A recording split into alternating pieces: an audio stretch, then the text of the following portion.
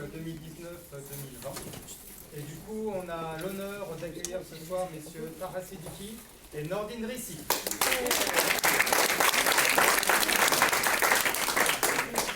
Donc ils vont se présenter eux-mêmes et présenter brièvement. Donc Taha Siddiqui vient du Pakistan. Il va vous raconter son histoire. Mais bon, effectivement, il y a maintenant 1 an et demi, il a été contraint de quitter son pays et il est depuis réfugié politique et il vit en exil donc à Paris. Et Nordine Rissi, donc vous connaissez aussi parce qu'il est formateur à Bioforce et il a donc dans ses nombreuses casquettes, d'être spécialiste dans les droits humains, les droits humanitaires internationaux. Je vais aussi vous présenter davantage. Donc ce soir on a un problème de micro, donc ils sont au courant, ils vont faire des efforts pour porter la voix. Si c'est pas assez fort pour l'instant, n'hésitez pas à le dire, pour essayer de monter le niveau. Mais comme on est en petit comité, normalement ça devrait aller. Donc on va partir sur une séance classique. D'abord ils vont donc se présenter et intervenir sur le sujet d'aujourd'hui, donc le Pakistan et les complications qu'il y a à faire valoir les droits humains malgré la lutte antiterrorisme. Et ensuite, on aura un temps prévu pour les questions-réponses. Eh bien, messieurs, c'est à vous. Merci.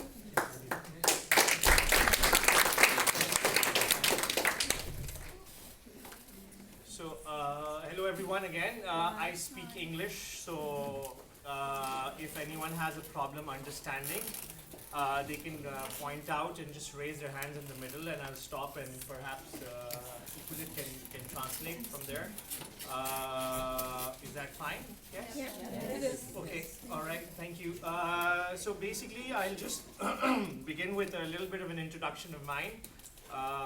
As Olivia mentioned, I'm a political refugee living in Paris since a year and a half. And I arrived last year in February. I used to live in Pakistan, Islamabad before that. And basically, I had to leave Pakistan and was forced into exile because of an attack that happened last year in January 2018, on 10th of January 2018. It's connected to my topic also that I'll be talking later on freedom of information, because I'm a journalist by profession. And I've been doing journalism for the last 15 years in Pakistan.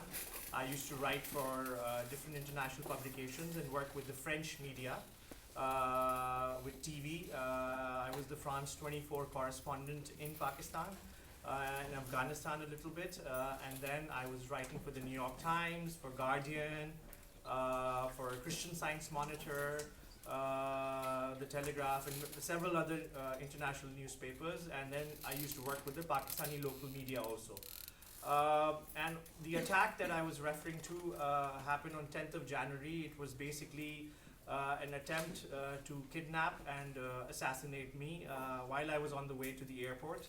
I was going to London from Islamabad for work, and on the way I was taken away by a group of armed men.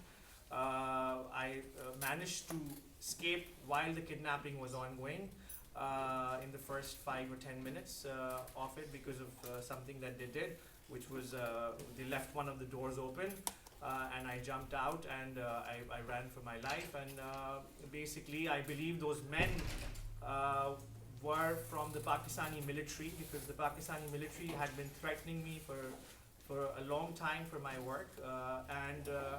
I mean, initially in Pakistan, such kidnappings happen by non-state actors, which we'll talk about later. But in my case, it was the state, because it was done right in the middle of the day, 8:30 in the morning, in the middle of Islamabad. And this is the modus operandi of the military. They've done these kind of abductions in the rest of the country, but increasingly now they're doing it almost everywhere across Pakistan. And I was going to become a victim of this also. It's called enforced disappearances, which I think Nordine will focus on more, but I'll talk about it later too. And so once I basically survived that attempt and that attack, I basically went around asking for help from the government of Pakistan. And in the beginning, the journalist community was with me. They supported me. The government at that time was the previous government. I'll be talking about the current government also later on. And the previous government was just on the verge of outgoing, so I met with the interior minister of the country at that time, and he provided me with 24-hour security, saying that we can give you police, but you should, we think that the military might be behind it, as you are also suspecting.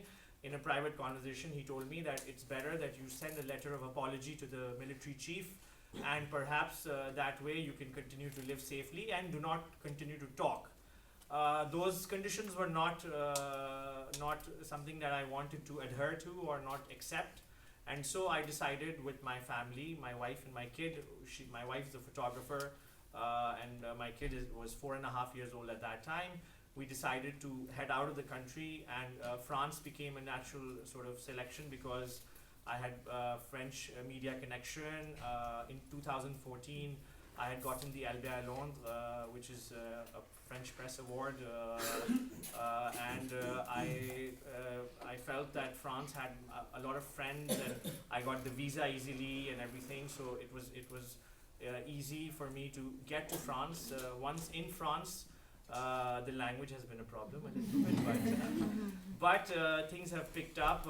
Currently, I basically, for the last year and a half, I've been still continuing to write on Pakistan. I write for Al Jazeera English for analysis on Pakistan. I write for Foreign Policy. I did some work with Washington Post. I also am managing a website called safenewsrooms.org, which is a website that documents censorship. The website itself is not that active, but the social media platforms on Facebook and Twitter are quite active, because it's easier for me to manage that because it's a one-man operation right now. Besides the censorship website, I also, by the way, the focus is South Asia mostly of this. And other than that, I am currently writing a book on Pakistan, which is with an American publisher, and I'm doing a bande dessinée with a French publisher on growing up in Pakistan. And before that, I used to live in the Middle East. I grew up in Saudi Arabia, in Jeddah. So it's a little bit about that, and so it's a bande dessinée. So I'm doing 2 book projects. Also, I teach at Sciences Po. I'm teaching 2 courses there, one called Social Media and Journalism, and the other one called Free Speech in the Contemporary World. Other than that, I'm basically doing a lot of activism on Pakistan, continuing to talk on Pakistan. I usually do a lot of these kind of conferences because the idea is to continue talking about Pakistan while being in exile. And I have a 10-year residency, and perhaps I'll come back to what my future plans are a little bit later. But just to start with, basically I wanted to give you all an overview of Pakistan in the sense of what the politics is there and what the terrorism question or the terrorism issue is, because it's one of the things that comes up every time Pakistan is mentioned with regards to terrorism. I have covered it a lot while in the country. And then I'll move to the freedom of information, which is basically what, and the state of it right now, and how I am connected to that also as a journalist. So to begin with, yes, we can go to the first slide, perhaps. So I'll just give you a small timeline, and I'm going to see the time. Sometimes we end up talking too much because we have 35 minutes, right? Each, yes. And I think so. Okay. So basically, to begin with, 2018 last year was the election year in Pakistan. We had elections in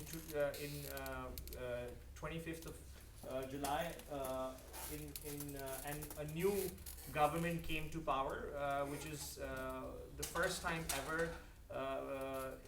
It was a third force, considered to be a third force, by the name of Imran Khan. He is a cricketer turned politician, and won the World Cup in '92, and that's how he became a celebrity. And he's sort of a celebrity status kind of what is happening around the world with celebrity statuses coming into politics and becoming head of countries. And Imran Khan is a bit of like that. I mean, he's compared himself to Trump, or he has been compared to Trump by the press also.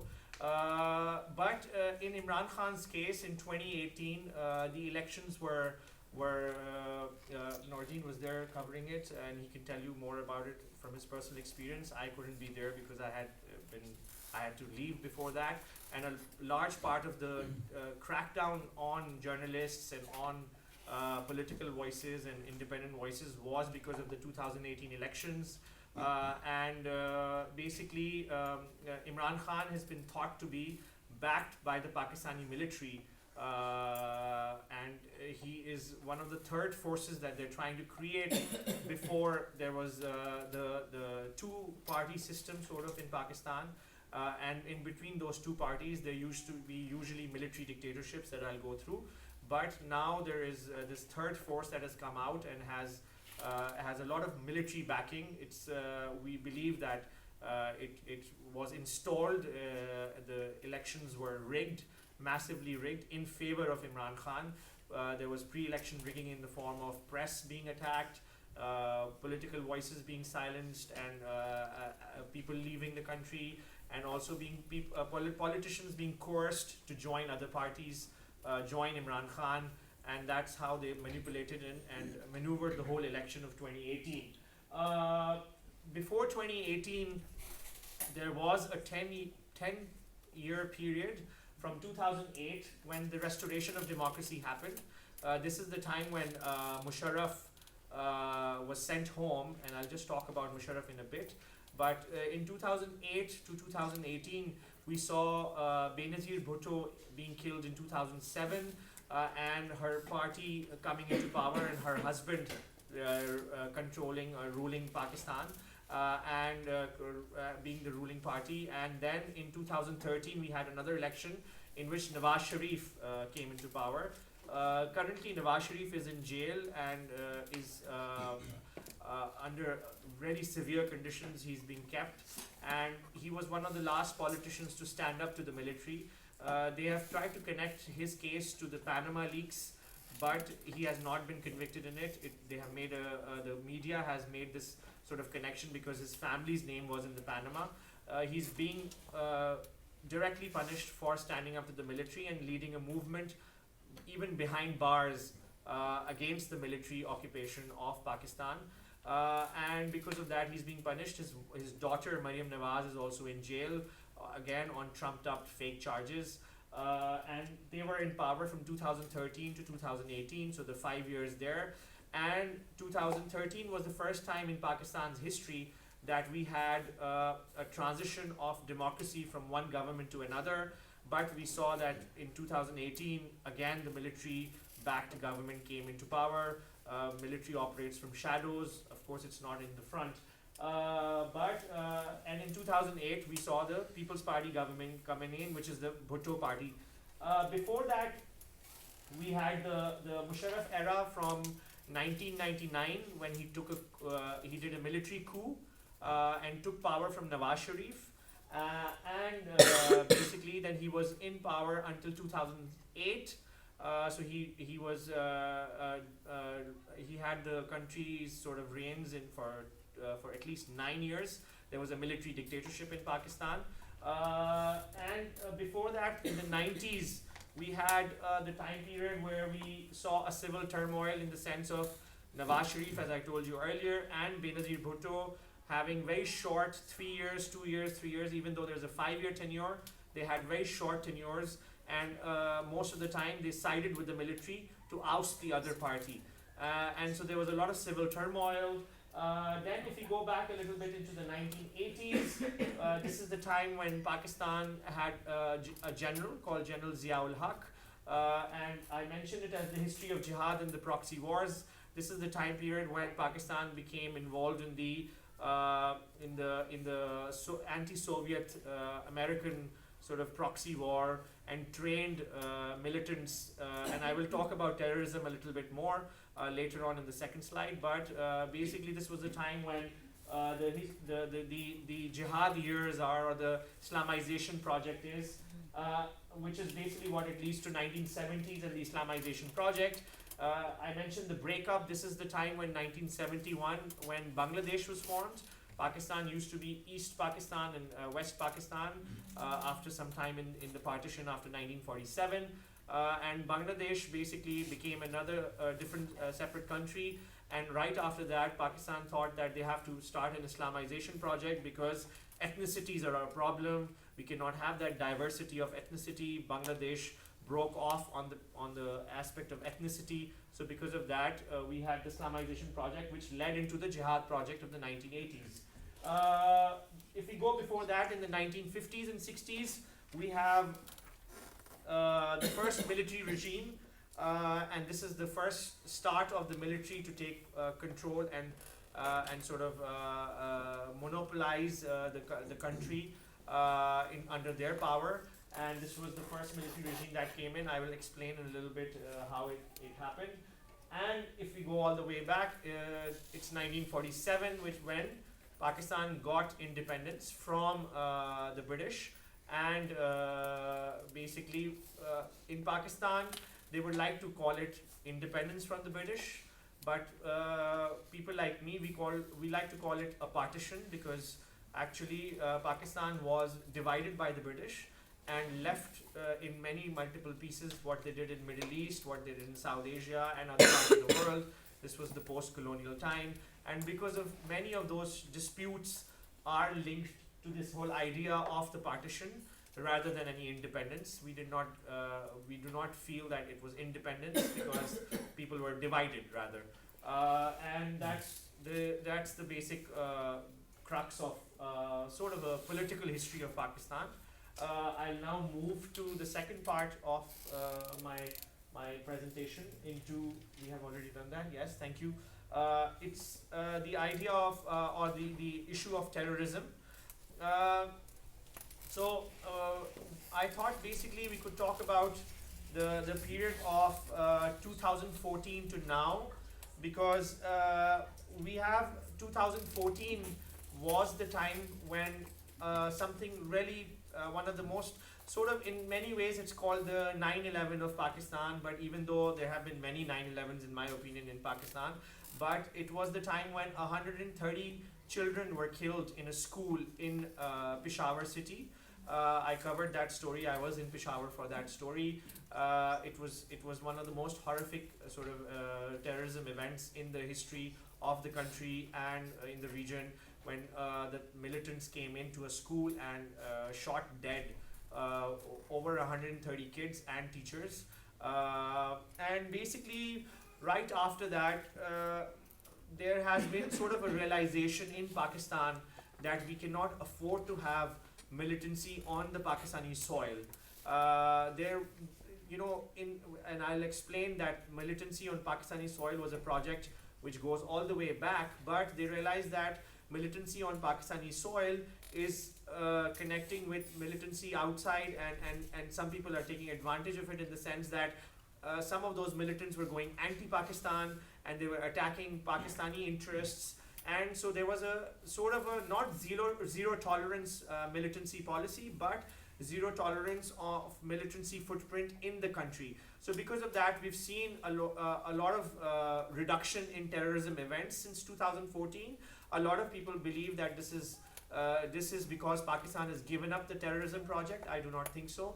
Pakistan has just now started to manage it in a bit better way, and they were not managing it in the period from 2007 to 2014, when we saw, which are called the terror years in many ways, these 7-8 years. We saw a lot of bloodshed in Pakistan. More than 30,000-40,000 people died.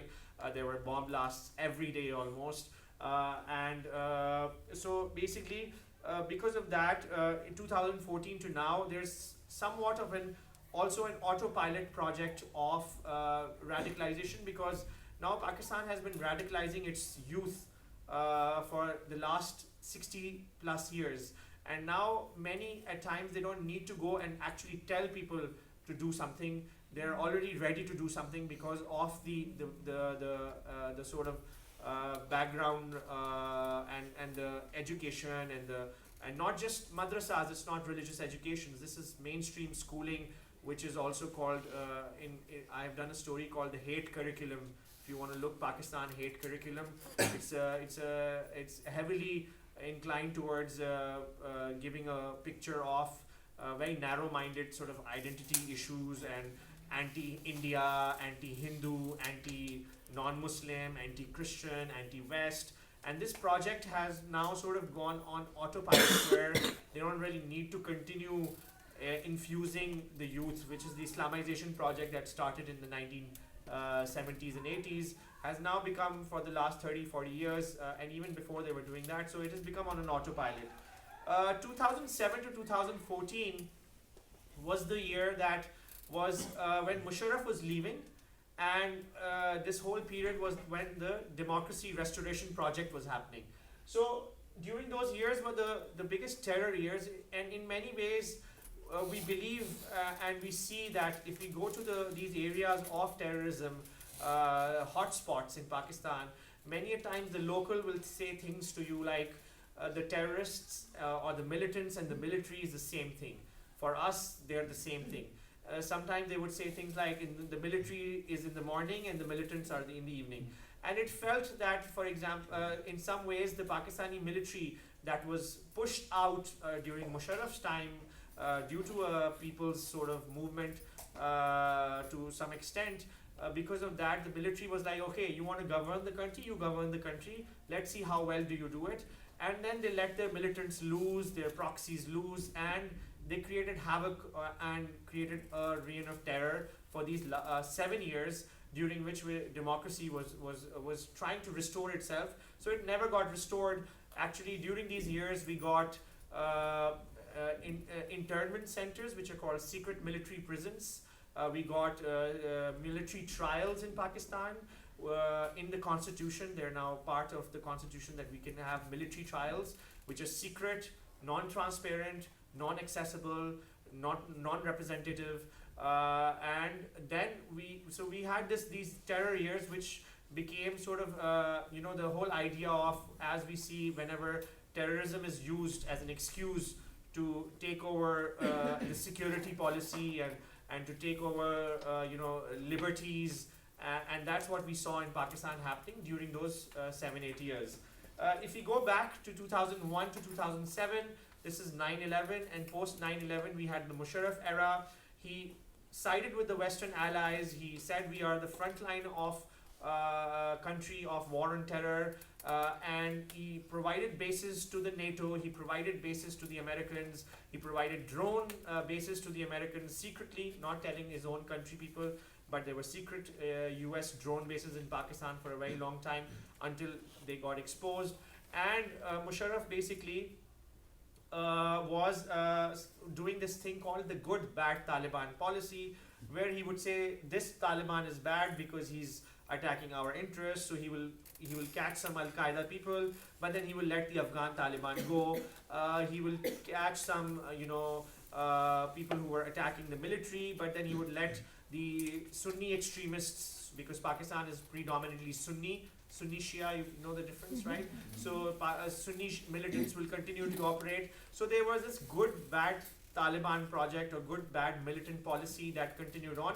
Today it continues on too, but the refuge on Pakistani soil is becoming limited because of a lot of international pressure, international scrutiny, the media talking about it. So the jihadi camps or the jihadi training camps have more shifted towards the border areas or into Afghanistan, or the radicalization is being done through internet, through funding, but not actual recruitment of people on Pakistani soil. They just send them over. They say, okay, you go and fight in Afghanistan or Kashmir. Even recently in Iran, we've seen that Iran has complained to Pakistan, and Pakistan has accepted that yes, militants from Pakistan are going into Iran and attacking Shia interests. So this was the 9/11, the good bad Taliban policy, and after that we saw the 2008 terror years, sort of like it was also the backlash of this policy of having good bad Taliban living together. Of course, how long can you keep mercenaries or militants and pro your own country? Before that, we had the 1990s when it was the sort of the time period when Kashmir was was basically a lot. There was a flashpoint in Kashmir, as we're seeing right now. At that time in the 90s, we saw a similar flashpoint. This flashpoint sort of came right after the fall of the Soviet. These militants that Pakistan had trained had come back to Pakistan. They did not have any other missions, so they were sent to Kashmir. Similarly, we're seeing that as Afghanistan is sort of being handed over to the Taliban, or there's a peace deal going on with the Taliban, we're seeing some militants are now also actively becoming problematic in Kashmir. Of course, Kashmir has its own indigenous problem, and India, what is India doing there is problematic. Pakistan is also occupying Kashmir. India is also occupying Kashmir. That's an indigenous problem, but in many ways, Pakistan has ruined Kashmir's chances of having an indigenous problem, because Pakistan continues to say that it is our Kashmir, we want Kashmir, the militants are going from there, the funding is coming from there, the training is coming from there, and so the indigenous people are labeled as Pakistani agents by Indians, and which becomes a problem for the locals. And because of that, Kashmir is not an international issue, because people look at it from a terrorism angle, even though it's an indigenous problem. So Pakistan has a lot of role to play to actually create Kashmir into an unsolvable and unresolvable issue. Then we have the Indian obsession that Pakistan has had since day one. We've seen that Pakistan has fought wars with India from 1947-48, which was the first Kashmir invasion, which I'll come to later. Then we had the time period where it was the 1965 war, in which Pakistan again invaded into Kashmir with a secret operation, and later on India invaded into Pakistan, and that's why Pakistan says that we defended ourselves from India in the school books and the history books and in the narrative, even though Pakistan initiated that war. Then we have the 1971 war, where Bangladesh civil war was happening and India intervened to help Bangladesh, and there was a genocide happening. The Pakistan military was killing, raping, and doing a genocide of women, children, and old people in Bangladesh in 71 when the Indians intervened. Then we have the 1999 war, which is the Kargil war, which happened under Musharraf. And that was basically again a secret operation by the military. First they denied, then they said, oh yes, it is jihadis, but then they found out it was the military which went and infiltrated and tried to break off. Ever since 98 was the time Pakistan and India went nuclear. We've been seeing that Pakistan and India ever since they've gone in nuclear, they have not had a direct confrontation. It is now Pakistan relies more on non-state actors to keep the flame of the conflict alive, but not take it too high, because they want to keep a conflict alive. And that's because if they keep the India-Pakistan conflict alive, they can keep the military alive, the need of the military alive, and in some ways it's like a protection mafia that, okay, because we have to protect you from India, give us the money, give us the budget, give us everything, do not ask us any questions, and we continue as we are. So this is basically the way Pakistan operates, Pakistan military operates within its own country. The 1980s, as I explained, was the anti-Soviet, and Afghanistan, of course, has been the 1990s. The 1996 was the time when the Taliban government came into being in Afghanistan, and many say that the Pakistan military was leading the invasion into Kabul. There were brigadiers involved, there were colonels involved from the military active who were inside Afghanistan, Kandahar, with Mullah Umar, who led the invasion and established the Taliban government, which fell in 2001. And this was also the time when the Soviet left and Pakistan saw that perhaps we could take over Afghanistan or have it as one of our proxy governments there, because again this goes back to the idea of the ethnic issue.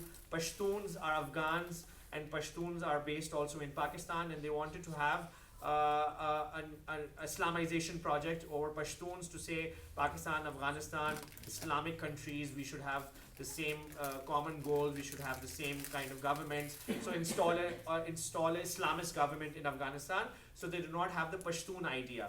Going back, we have the anti-Soviet jihad, which I've explained, and if anyone has questions, we can talk later about it. Then we have the Bangladesh war, as I explained, in 1970s.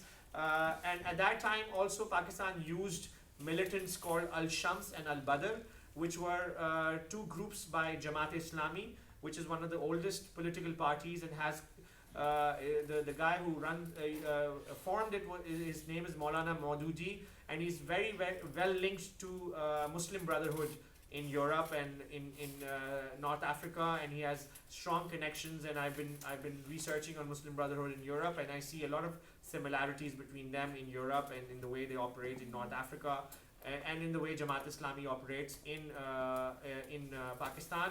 They're radical internally, but they're externally try to be moderate. But they come from a militant background also, and they had militants by the name of Al-Shams and Al-Badr who led the attacks into Bangladesh, who killed women, killed children, killed elderlies, raped them, and basically were the first line of defense for the Pakistan military, using as proxies. Then we have the 1950s. As I explained to you earlier, that was the first time the military came into power, and it came into power because of this riots that happened with the anti-Ahmadis.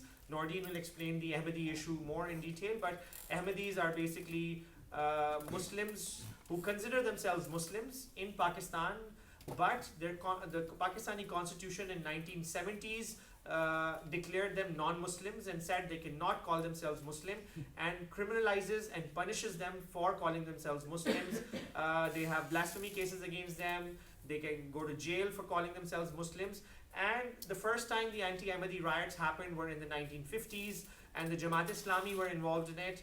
Maulana Maududi was involved in it, and it was right after that that we had the imposition of the first martial law. So religious violence was given a reason for the military to come in to take control and bring stability, and ever since that they have used one excuse or another to come over or take over front or in the background. They continue to manage. And we go back all the way to 1947. It's the first time when Pakistan had the proxy or the terrorism, sort of terrorizing people and using terrorism as a policy. It was in 1947 when Pakistan invaded Kashmir, when it was a princely state, and that's the start of the conflict. When in 1947 it went and said that because Kashmiris are being killed by Indians or by Hindus, we are going to go into Kashmir and we're going to go and save our Muslims, even though while they did that, they killed a lot of Muslims also at the same time. And it was more about territorial control rather than about saving any Muslims, because they looted, plundered, and even killed Muslims. And I have documentary evidence of it, and many people have documented it. And ever since that, Kashmir has not been really free. It's called Azad Kashmir today. When you go to South Asia, it's called Azad, which means a word which means free, but it's not free. It's only on paper free, and even on paper, anyone who contests election in Kashmir today in Pakistan has to say that I accept and I accede to Pakistan. If, for example, there's a resolution, they cannot ask for an independent Kashmir. They have to accept accession to Pakistan. Only then they can contest elections. So there is no independence for Kashmiris today, even in Pakistan. Of course, because of the relationship of Muslim dynamics, the violence is much lesser than what we see in Indian Kashmir. But in force, missing people happen, political violence is there, freedom of press does not exist, political rights do not exist. Very much similar to what is happening in India too. Moving on, we have this is sort of coming to the last part, or the second last part rather, because then it will be conclusion. Freedom of information. I mean, we used to call it freedom of press or freedom of expression, but now it's all together and there's internet. So freedom of information. The history of press in the country has been that we've had Pakistani press, which was a print press, and we had a state television until 2002. In 2002, we started having private broadcasters. Musharraf brought in the liberalization policy, but before that, we had only private some newspapers in English and Urdu, which is the native language, or some other native languages. But most of this press was very controlled. Television was very controlled. And in 2002, Musharraf thought that India had won the global stage with the 99 Kargil War. which was the war that happened, the last war between Pakistan and India, and he thought that it was because India had private media, so I should have private media in the country too, and so he launched private media channels. I became part of that movement. I joined media at that time. We were really happy that we have independent media, but that the case went on until 2014, when we see the whole idea of that terrorism event of the school children, and at that time media started being controlled with a new policy, and also at the same time it coincides with attacks against media. One of the top anchors in the country in 2014 was shot while coming out of the airport. They seem to be getting people always outside airports for some reason, and so this person was one of the top anchors in the country. He was shot 7 times. He survived, but right after that, that was the last of the independence of the media, because everybody else started to really take care, clamp down, not talk.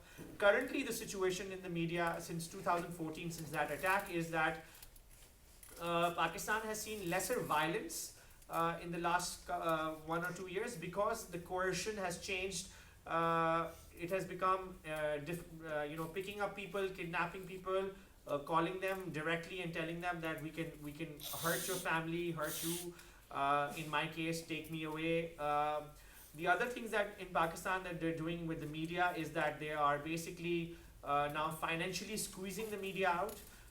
They are basically, because the government, the media relies heavily on government revenues, and so the government revenues are being squeezed out, and they're giving it only to their favorite media companies and favorite media channels, which show them in a good light.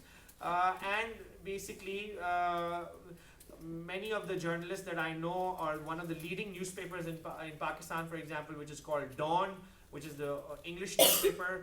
Right now, one of the leading journalists from Dawn, who's a good friend of mine, he quit journalism. He has a treason case on himself. They are trying to collapse Dawn by going after it financially. They're stopping the newspapers. They also control through cable networks, because Pakistan has cable networks, and cable networks basically, cable operators are called up by military officers to say, put this channel off, put it in the last in the sequence of media of the cable network, and these kind of creative means of actually censoring and creating an environment of intimidation and fear, so much so that self-censorship has become a norm. And that's what basically drove me out of the country, because I could live in Pakistan currently if I chose to self-censor. So what do we self-censor about? We self-censor anything that is related to the military and anything that is related to religion. These are two topics which are completely taboo, and we can talk about it here and there in euphemism, but it becomes really difficult, because these are the two biggest problems in Pakistan too: the military and religion, or the religious parties, or the religion-linked militancy. The military is also, because the military right now runs a $1 billion revenue per year industry in the country. They own real estate, they own factories which make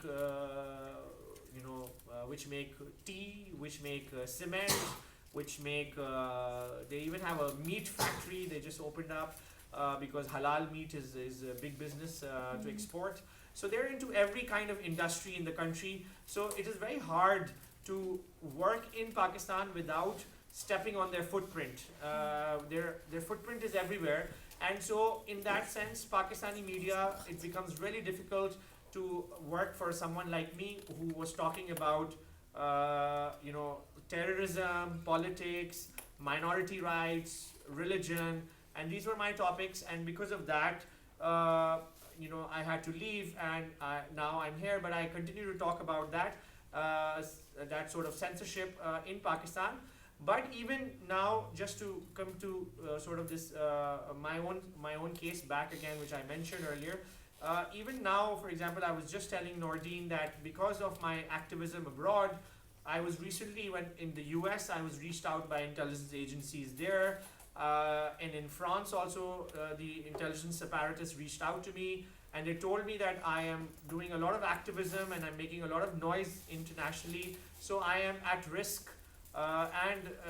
If you remember this case of exiled dissidents being killed in Paris in 2013, I believe so. There were 3 Kurdish dissidents that were killed in Paris in 2013. So I was also told to be careful where I go.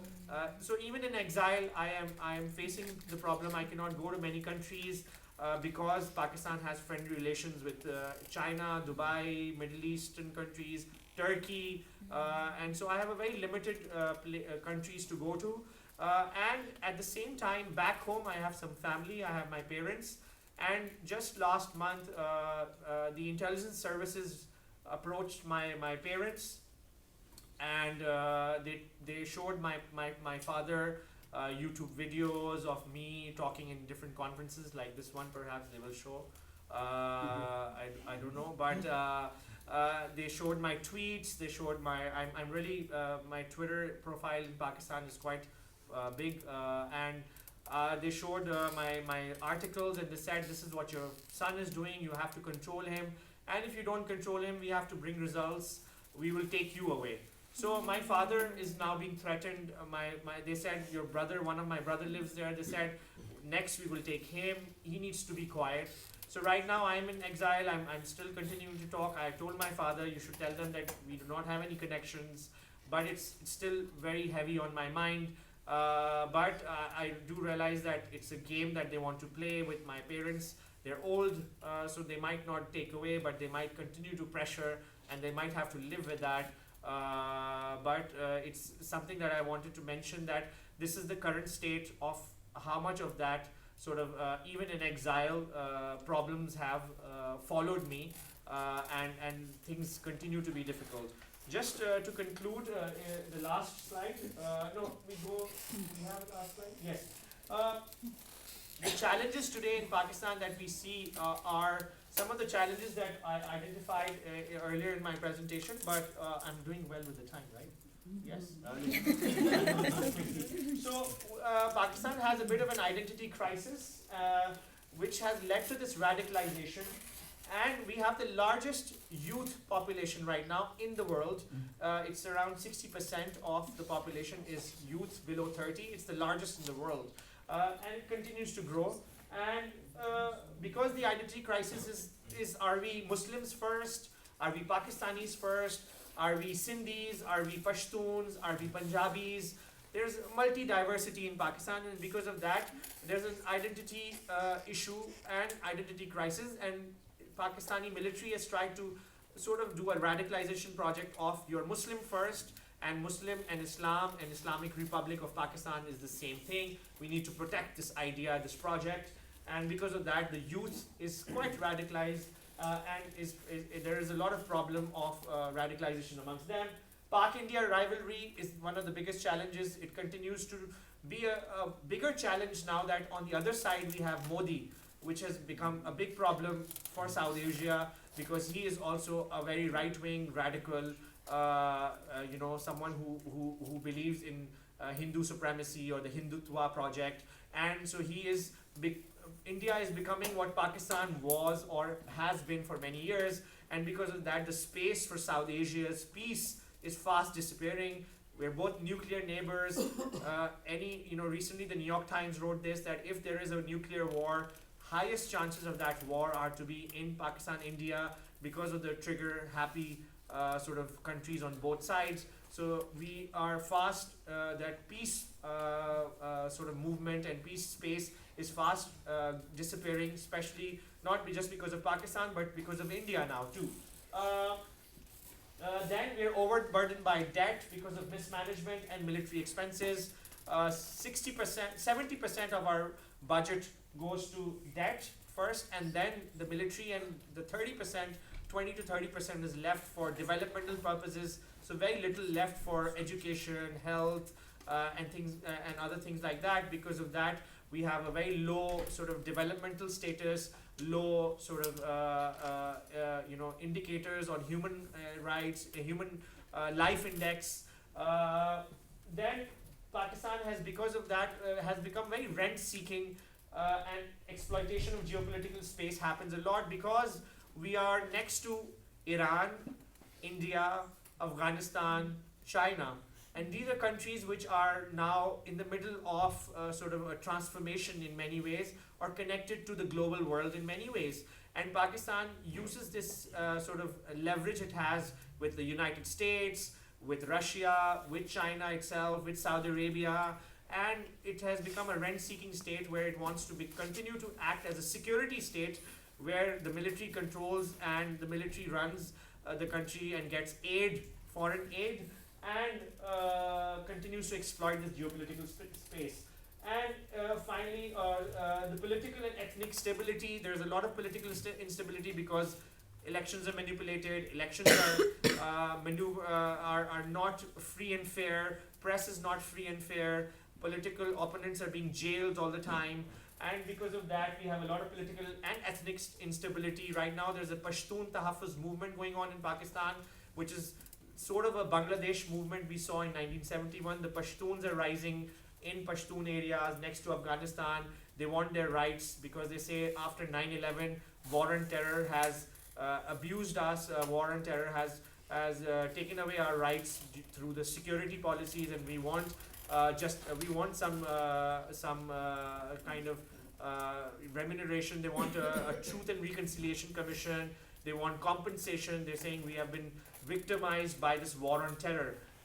So in the future is for me a little bit will continue to be the same in many ways, that Pakistan will continue to run as a security state with a lot of political instability, with a lot of ethnic instability, and I mean, we do not hope for any violence, we do not hope for any further destability, but we see Pakistan sort of going towards implosion if the country continues to follow the same policies, if the country continues to head in the same direction. It is not a good direction. The country wants to become something like China in the model of governance and all that, but because of the military's hegemony and the corruption and the radicalization projects, it will end up becoming something like North Korea or something like Myanmar, perhaps, and that's a very scary future as far as we can see right now in Pakistan. Can we go back to the first one? So that's the end of my presentation. I have my email there. It's taha.siddiqui@sciencespo.fr, and my Twitter handle. If you want to follow my work, I use Twitter quite often, and you can email me if you have any questions later on. And that's about it for now, and we can have a Q&A later on perhaps. Okay. Thank you.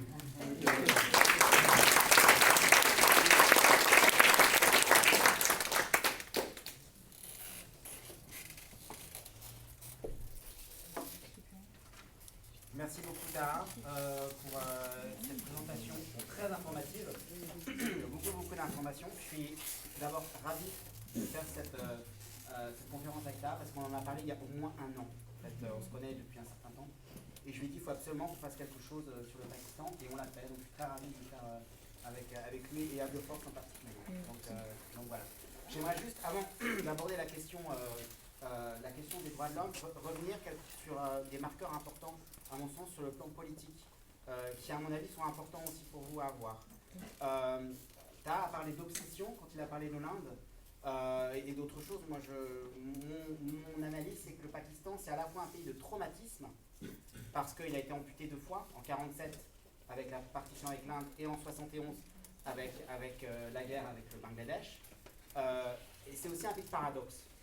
C'est vraiment un pays de paradoxe parce qu'il y a des choses sur lesquelles le Pakistan, et on va revenir sur les droits fondamentaux, sur lesquels le Pakistan est en avance par rapport à d'autres, et puis d'autres aussi où il est très en retard. Mais il y a énormément de paradoxes, je veux dire, dans ce pays, ce qui rend ce pays extrêmement intéressant, compliqué à appréhender, politiquement très compliqué à appréhender, culturellement aussi très compliqué à saisir. Mais c'est un pays, pour moi, un pays d'abord de traumatisme et de paradoxe. Je me fonds sur le travail que je développe moi, sur le Pakistan depuis 2012, en fait, sur différents secteurs. J'étais effectivement, véritablement à 2 reprises au Pakistan, une fois en 2013 comme observateur électoral dans la région du Punjab à Multan, Et j'y suis retourné effectivement en juillet 2018, de juillet à octobre 2018, comme expert droits de l'homme de l'Union européenne, de la mission d'observation électorale de l'Union européenne. Et donc j'ai beaucoup travaillé sur la question du lien entre les droits fondamentaux et l'exercice plein et entier des droits civils et politiques, et en particulier des droits électoraux. Donc c'est sur ça surtout que c'est surtout de ça que je vais parler. Un pays de paradoxe, un pays de traumatisme, pays de paradoxe parce que comme ça de l'extérieur, et c'est un marqueur politique qui me semble important à mentionner ici, on a une vie politique, on a un multipartisme au Pakistan. On a plusieurs partis. Plusieurs partis qui ont conclu durant les élections parlementaires de juillet 2018. Et le multipartisme, il existe depuis maintenant de nombreuses années. On a donc le PMLN, qui est le parti Nawaz Sharif, qui n'a pas remporté ces élections, avec ces partis, pour chacun des partis, avec des ancrages provinciaux très importants. Ils sont très ancrés dans certaines régions. Ils sont très marqués sur le plan politique. Il y a certaines régions qui sont très marquées politiquement. Le PMLN, la région du Pendjab, qui est le poumon économique, un des poumons très importants économiques du Pakistan, avec la région de Karachi aussi quand même, mais c'est le poumon économique, c'est le bastion du PMLN. Le bastion de Nawaz Sharif et de la famille Sharif. C'est pas pas la seule famille, mais c'est un bastion important. Le parti, le PPP, le parti des Zardari Bhutto, donc avec Benazir Bhutto, jusqu'à son assassinat en décembre 2007, puis avec Zardari, puis avec le fils d'Inawal qui a essayé de faire une campagne avec le PPP, très compliqué, parce que c'est quelqu'un qui a été éduqué à Oxford, qui est vu comme un peu entre un Pakistanais et un étranger, qui à l'Assemblée s'exprime moi je comprends un petit peu l'ourdou mais pas trop, mais qui s'exprime en anglais et ourdou un peu mélangé, donc il fait un peu la moquerie de certaines personnes. Donc politiquement il y a encore quelque chose à construire. Il n'est pas encore, et le PPP est très présent dans la région du Sindh. Très présent politiquement dans la région du Sindh. On a le PTI, donc le parti du Khan, qui lui va être plutôt sur le KP, le Khyber Pakhtunkhwa, donc la région frontière donc avec le Pakistan, un peu Islamabad, mais c'est pas mal sur la région, on va dire ouest, KP du Pakistan. Pourquoi je vous dis ça? Bon, et puis on a des partis régionaux. Effectivement, le Tahafuz Movement, ces partis-là, ou le MQM dans la région de Karachi, aussi on a des partis régionaux. Pourquoi je vous dis ça? Parce que ça c'est la surface. Ça c'est la surface. Vous avez en surface une vie politique multipartite. Mais qui tient les rênes? C'est les militaires. C'est l'intelligence militaire. Et ça structure la vie politique au Pakistan. Il faut vraiment que vous ayez ça en tête si ça vous intéresse de creuser un peu plus le Pakistan. Ça structure la vie politique.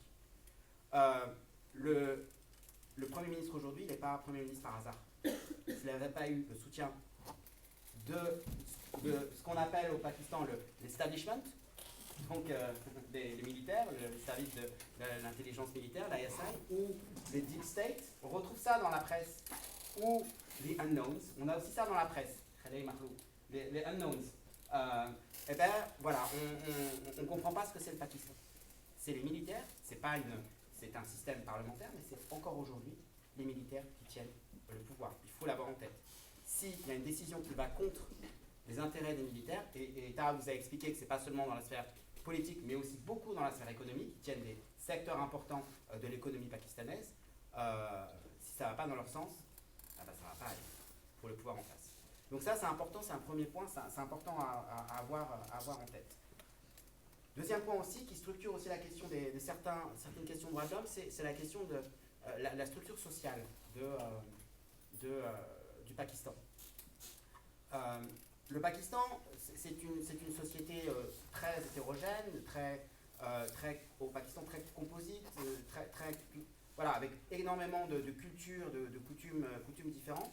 Mais il y a un point où on se retrouve, c'est la question des clans et des familles.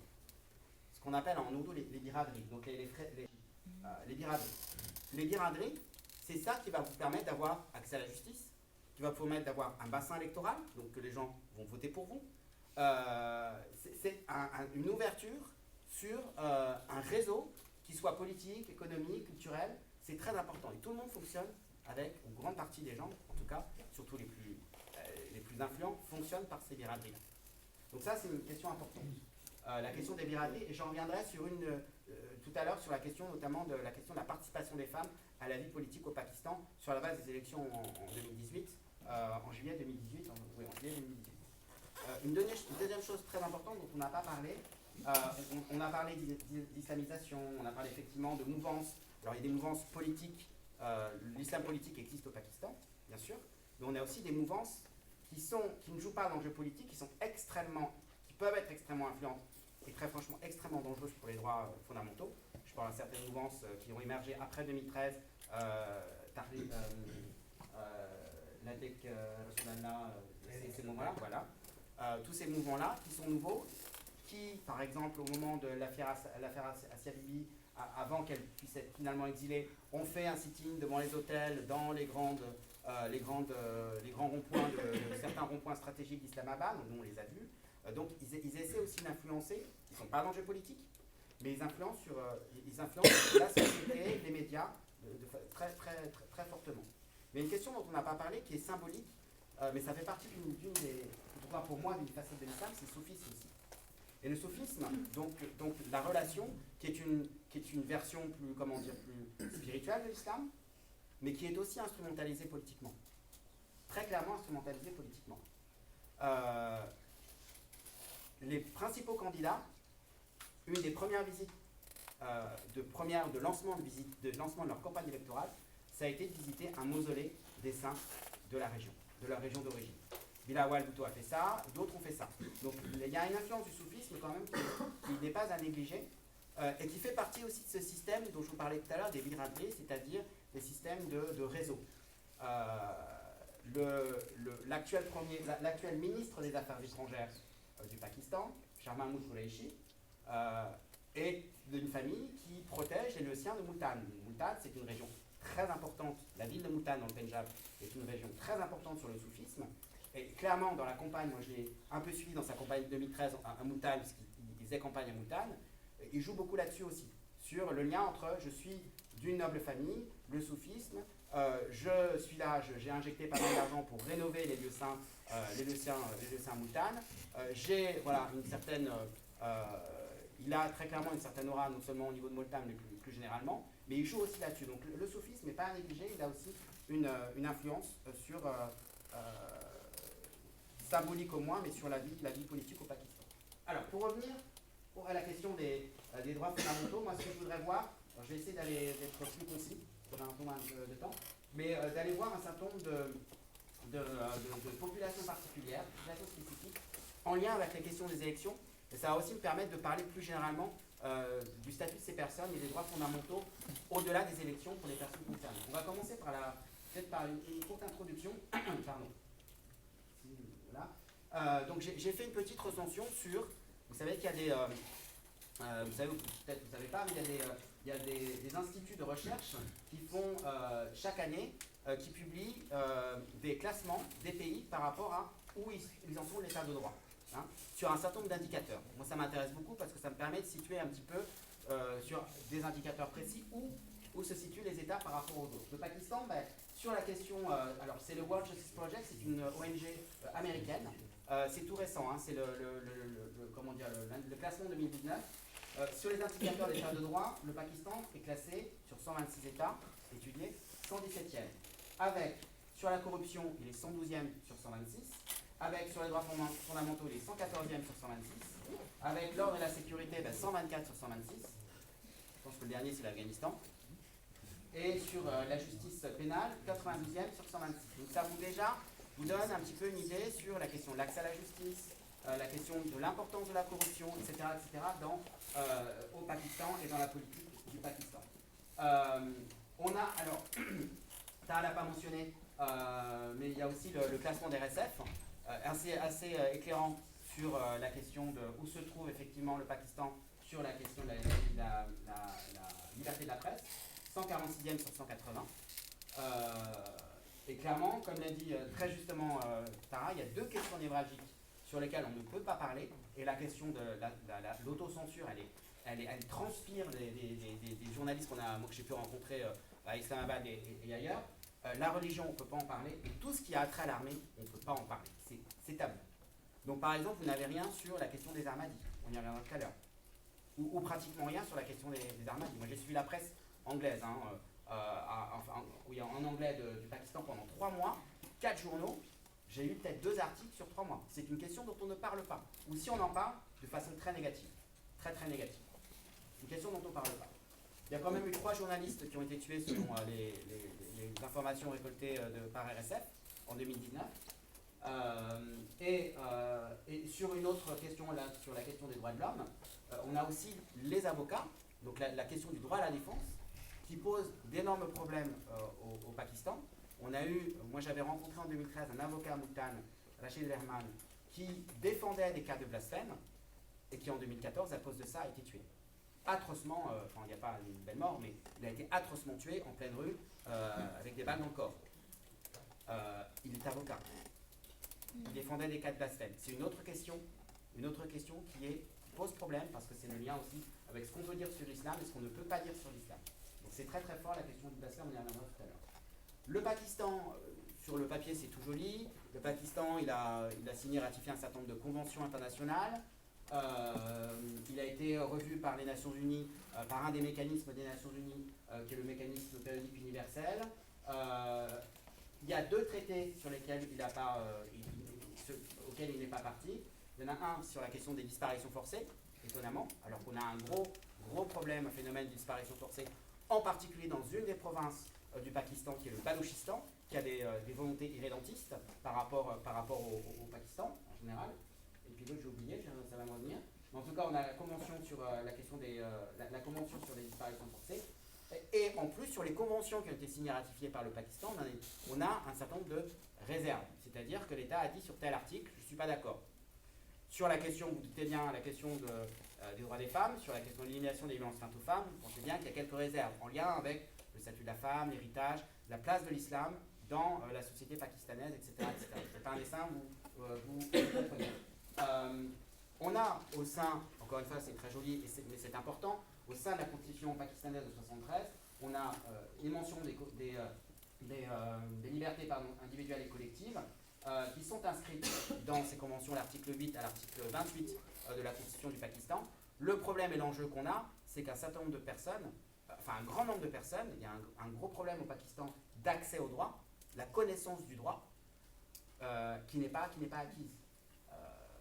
Donc il y a un vrai enjeu de divulgation, de sensibilisation de ce que sont les droits fondamentaux et que les personnes ont possiblement ces droits-là. Et il y a une grande partie de la population, on va le voir sur un secteur, notamment la question des droits électoraux, sur lesquels il y a beaucoup de travail encore aujourd'hui à faire.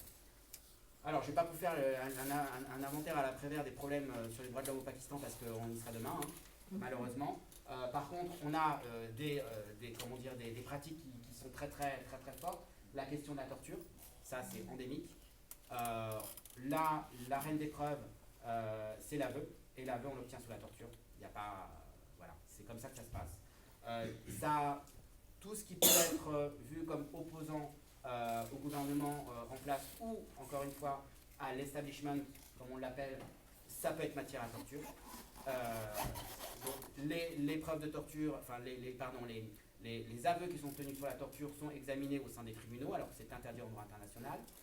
Donc on a énormément de choses qui sont qui se passent en lien avec la torture.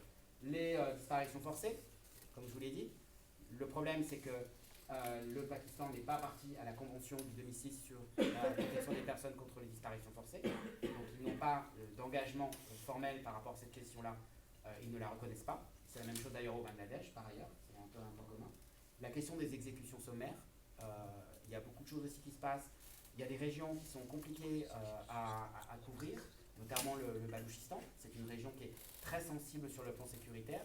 Je ne sais pas si peu d'humanitaires ils peuvent y aller et peuvent y travailler, et peu d'ONG qui travaillent sur les droits fondamentaux peuvent y aller. Et nous, c'était une région en 2018 qu'on ne voulait couvrir au départ sur le plan électoral et qu'on n'a pas pu couvrir pour des questions de sécurité. D'accord ? Donc c'était impossible de Quetta et la région, c'était impossible, quasiment impossible. La peine de mort, alors je ne vais pas vous faire un dessin, c'est assez dramatique. C'est compliqué parce qu'on a des statistiques aussi divergentes, mais en tout cas, un des chiffres qui peut frapper, c'est une personne sur 8 qui est exécutée dans le monde est au Pakistan, est exécutée au Pakistan, les Pakistanais ou pas pakistanaises, hein. Mais une personne sur 8 qui est exécutée dans le monde est exécutée au Pakistan. Donc il y a encore beaucoup de personnes qui sont condamnées à mort, même si apparemment il y en a moins qu'auparavant. Moi je doute sur les chiffres, mais les chiffres qu'on a, c'est que ça a baissé. Moi j'ai gros doute là-dessus, parce qu'il y a un enjeu de statistiques évidemment. Et on a des mineurs qui sont encore aujourd'hui, qui sont condamnés alors qu'ils étaient mineurs au moment des faits. D'accord? Ils sont condamnés. Pour l'instant, j'ai pas eu de vent de cas d'exécutés, mais ils sont encore condamnés. Et ça se passe encore. Ça, c'est une carte que j'avais faite pour le 10 octobre dernier, c'était la journée mondiale contre la peine de mort. Donc on avait fait cette carte avec une ONG, avec mon association et l'association Carte ONG, qui n'existe pas, donc c'est un inédit. On a des cartes sur les exécutions dans le monde, mais sur où se trouvent les condamnés à mort dans le monde, on n'a rien. Qu'est-ce qu'il y a d'important au Pakistan? Alors, on a, dans les chiffres qu'on a 4800 plus, mais moi à mon avis c'est plutôt de l'ordre de 6000, 7000. Il y a 20 à 21 000 condamnés à mort, les chiffres qu'on a, 20 à 21 000 condamnés à mort dans le monde. C'est-à-dire qu'il y a au moins, un quart, un tiers qui sont au Pakistan, sur l'ensemble des pays du monde, qui condamnent et qui exécutent aujourd'hui. Donc ça c'est un élément très important à avoir en tête. Le Pakistan est un pays, est le pays qui détient le plus aujourd'hui de condamnés à mort dans le monde, devant les États-Unis, devant le Nigeria, devant le Bangladesh, le Sri Lanka, etc., etc. Alors, sur la question des femmes et la question du lien entre femmes et droits électoraux et droits civils et politiques. Alors, le Pakistan, comme je l'ai dit, il est parti à un certain nombre de pactes internationaux, le pacte international sur les droits civils et politiques, la convention sur l'élimination des violences faites aux femmes, la convention sur les droits politiques des femmes, et le Pakistan donc a signé ces conventions avec quelques réserves, mais il a signé ces conventions. La Constitution, elle garantit aussi l'égalité des citoyens devant la loi, sur le papier. Article 25, on a la Constitution qui garantit, donc, comme je le disais, l'égalité des citoyens, qui interdit la discrimination sur la base du sexe, et qui, article 34, l'État doit garantir la participation pleine et entière des femmes dans la vie politique. On va voir que c'est un peu compliqué sur le terrain, pour des raisons qui ne sont pas seulement politiques, mais aussi pour des questions d'accès à l'éducation ou des questions sociales, plus d'ordre social. Ce n'est pas seulement des barrages politiques qui sont mis aux femmes. Attendez, juste pardon. Et une chose très importante, au-delà de la question des droits politiques, c'est qu'il y a une violence endémique contre les femmes au Pakistan. Moi, il y a une question que j'avais discutée à la fin, après le processus électoral, avec les femmes, c'est qu'il y a aujourd'hui au Pakistan aucune ONG, qui mesure aujourd'hui la question des violations faites aux femmes dans le cadre d'un processus politique, d'un processus électoral. Vous voyez ? Alors qu'il y a des problèmes spécifiques. Il y a des violations de droits spécifiques. Il y a certaines femmes qui ont été candidates au Pakistan l'année dernière, que moi j'avais suivies, et qui ont dû se retirer de la campagne parce qu'elles avaient des messages sur Facebook ou des réseaux sociaux, des menaces de mort. Voilà, ça c'est pas vraiment malheureusement étudié à fond. Malheureusement, il y aurait besoin d'un outil de suivi. Ça serait, voilà, moi j'avais pas mal discuté avec les ONG sur place pour voir comment mettre en place cela. Il y a aussi la violence morale et physique, la question du démariage forcé qui revient dans d'autres pays, c'est pas le seul pays. La violence liée à la dot aussi, par rapport à la dot. Les attaques à l'acide, ça existe aussi à la fois au Bangladesh et au Pakistan, je crois aussi un petit peu en Afghanistan, mais surtout Pakistan et Bangladesh. Et on va le voir, le manque de représentation et le manque de représentation politique. Alors, sur la question, je vous ai fait juste un petit tableau. Bon, c'est tout en anglais, je suis désolé parce que j'avais commencé en anglais et voilà. Donc j'ai continué en anglais. Mais ce qui est important, c'est sur la représentation des femmes dans la région, au niveau politique. On a un Pakistan qui est à peu près à 20%. Donc il y a 20% de femmes à peu près à la chambre basse et chambre haute. Et c'est quand même, voilà, c'est pas le meilleur score sur la zone. Bon, l'Inde, paradoxalement, c'est étonnant, mais sur la perception, on n'a que 12% de femmes à la chambre basse ou même à la chambre haute. Le meilleur étant le Népal. Ce qui n'est pas étonnant, parce qu'ils ont une tradition un peu plus ouverte sur à la fois les femmes et la question du genre en général. Le Népal est un peu un pays avancé, on va dire, par rapport aux États de la région. Un des freins particuliers par rapport à la question de la participation des femmes en politique, c'est la question de l'enregistrement. L'année dernière, les dernières élections, on avait un fossé, il manquait 12 millions de femmes qui n'étaient pas inscrites sur les listes électorales parce qu'elles n'avaient pas été enregistrées, parce qu'elles n'avaient pas de carte d'identité. 12 millions. D'accord? On avait, je ne sais plus qu'on avait il y avait 207 millions d'habitants, j'ai oublié les chiffres exacts, combien d'électeurs on avait, mais c'est énorme par rapport au bassin électoral. 12 millions de femmes manquaient, 12 millions 5 manquaient à l'appel. Après, la commission électorale pakistanaise a essayé de réduire, et c'est vrai qu'elle a essayé de faire un travail important pour essayer d'aller enregistrer, d'aller notamment dans les campagnes.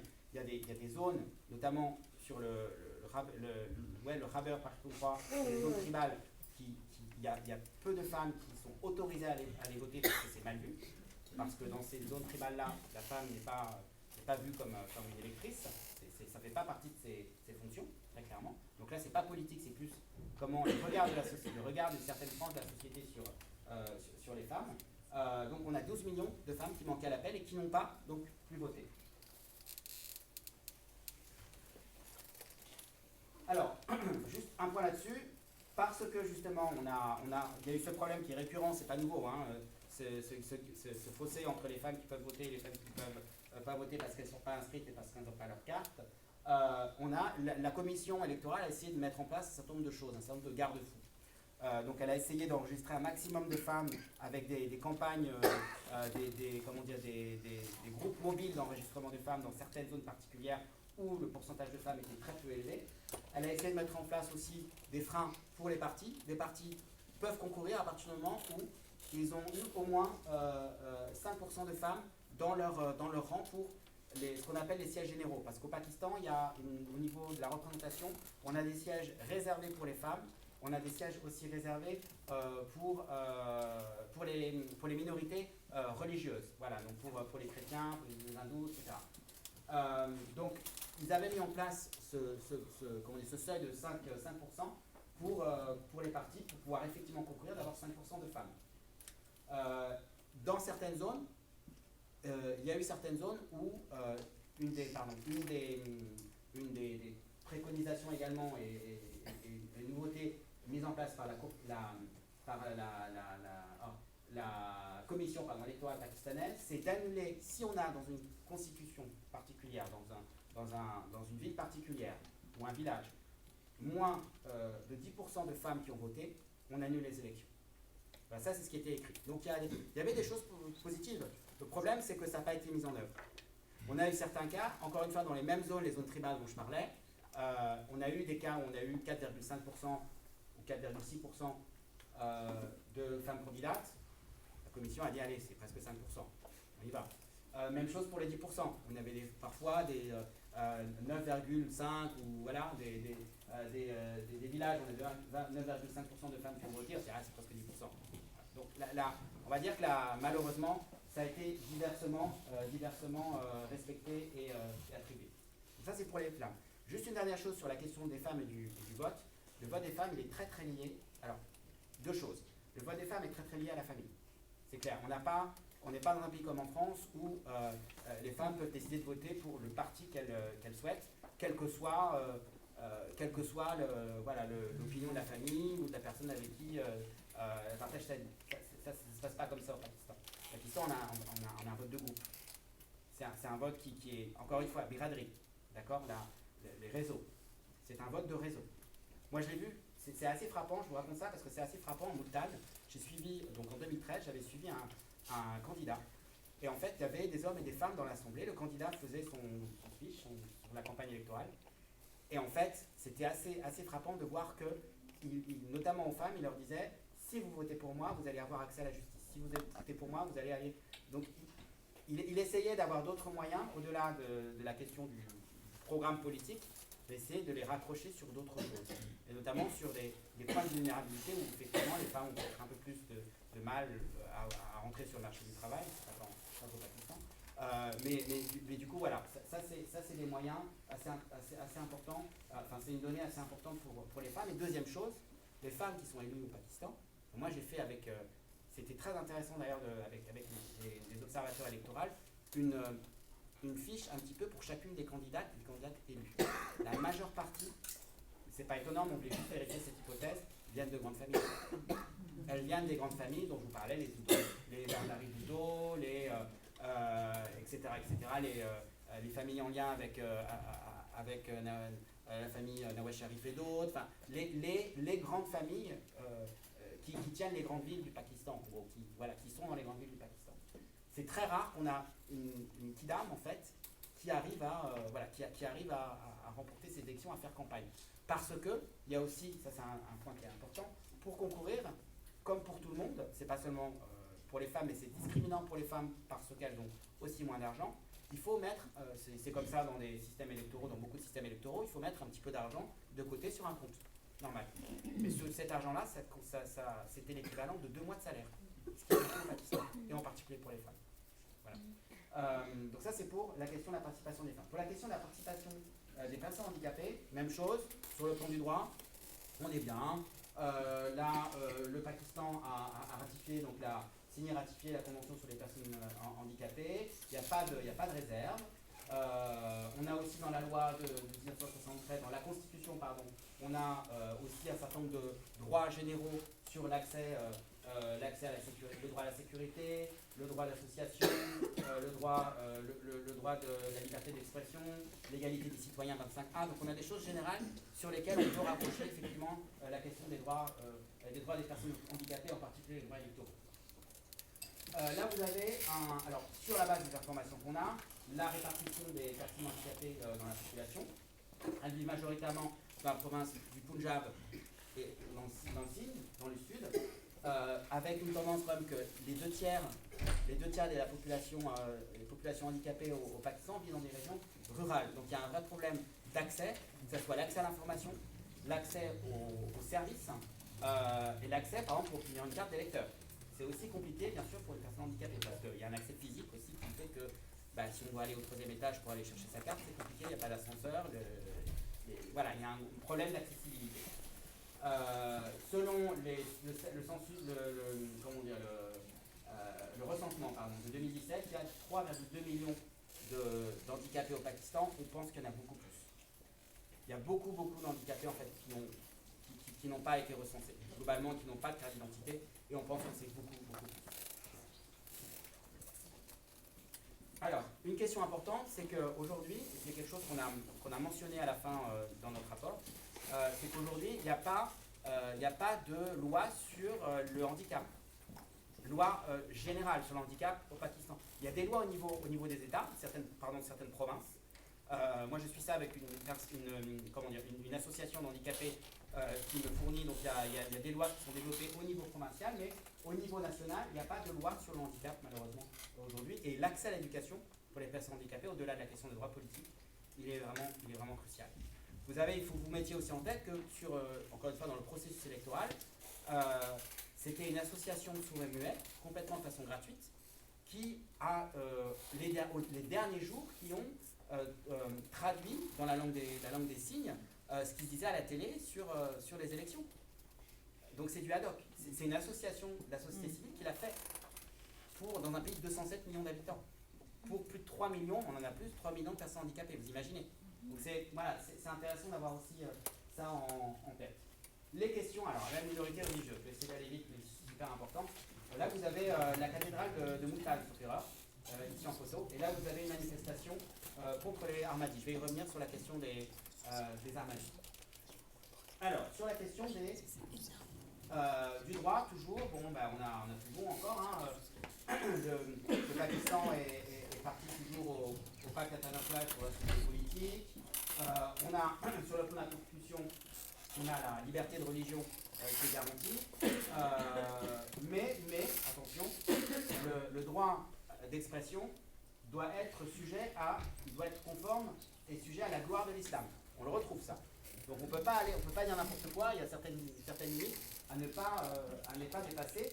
Et la liberté d'expression peut être effectivement mise à mal par les lois sur le blasphème. Voilà. C'est-à-dire qu'on ne peut pas blasphémer, on ne peut pas.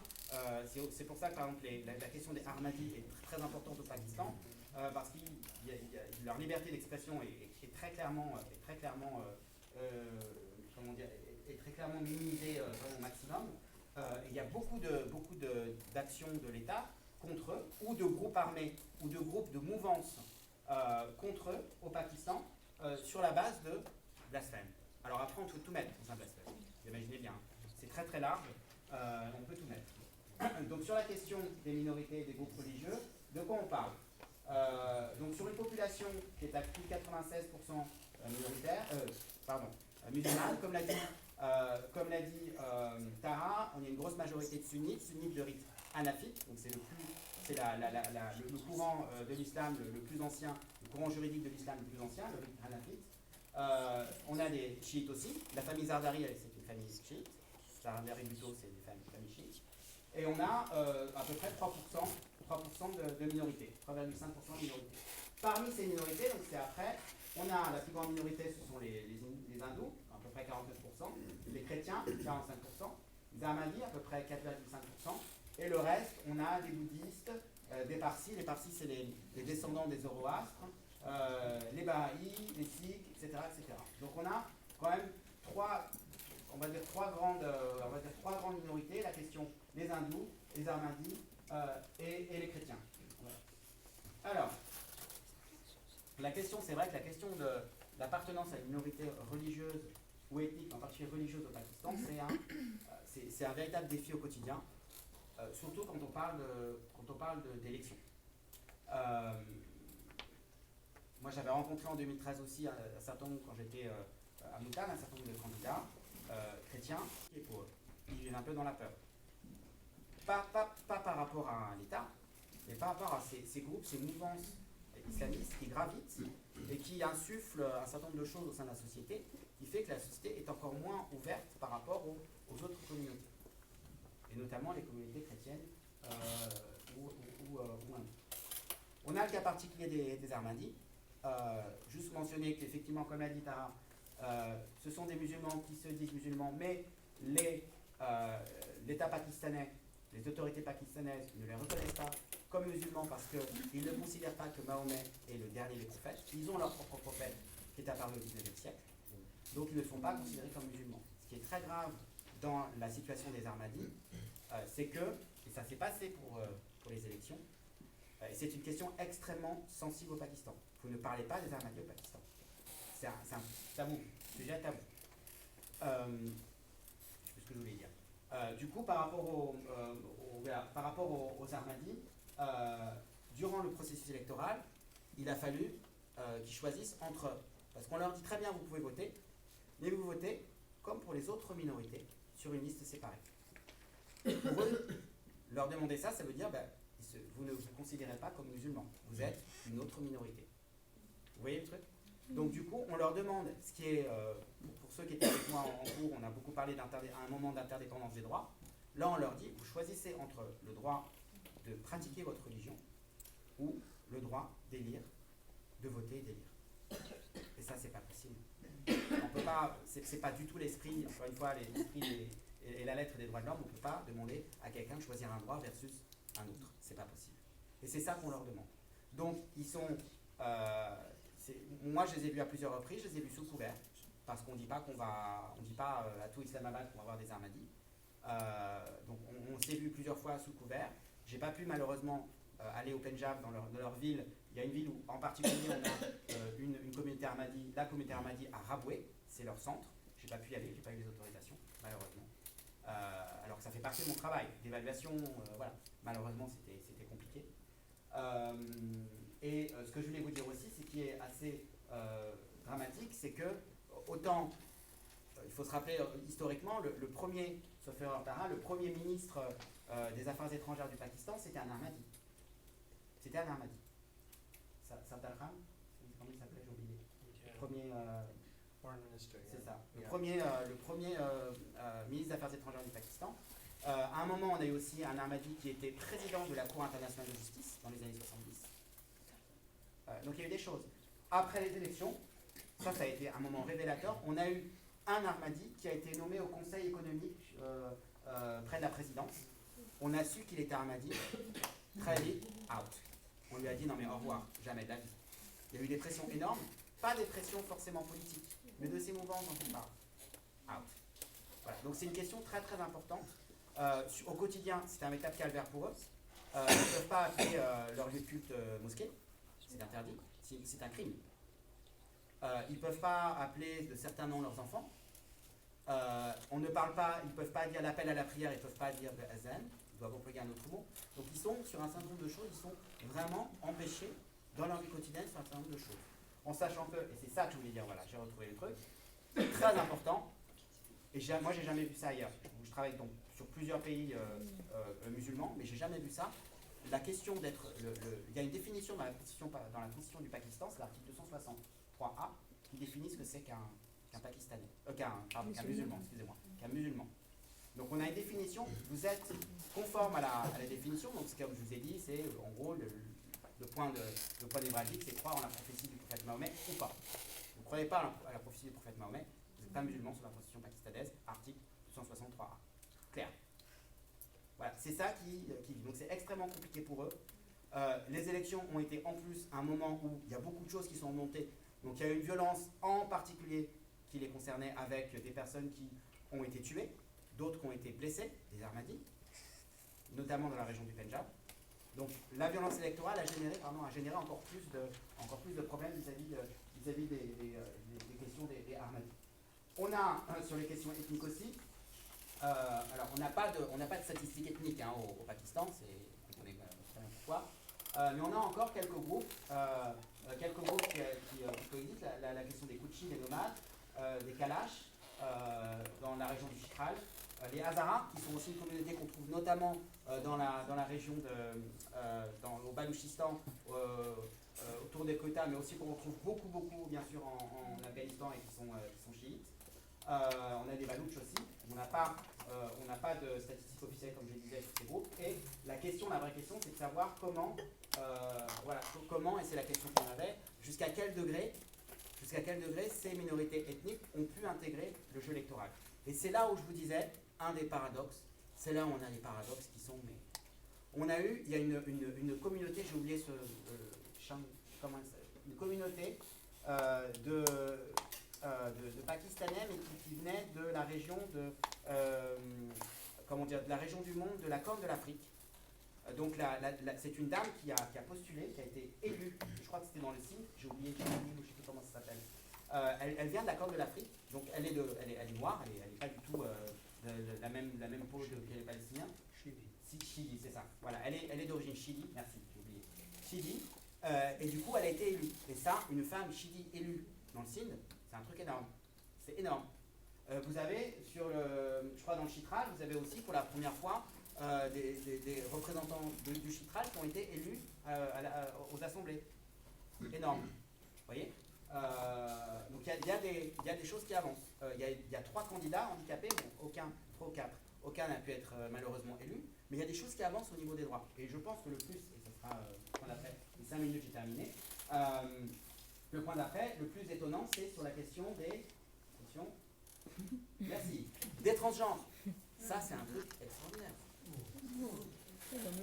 Alors, c'est culturellement aussi, il y a des creusets culturels, les transgenres au Pakistan et en Asie ont aussi un rôle particulier social, donc c'est pas du tout notre logiciel à nous, notre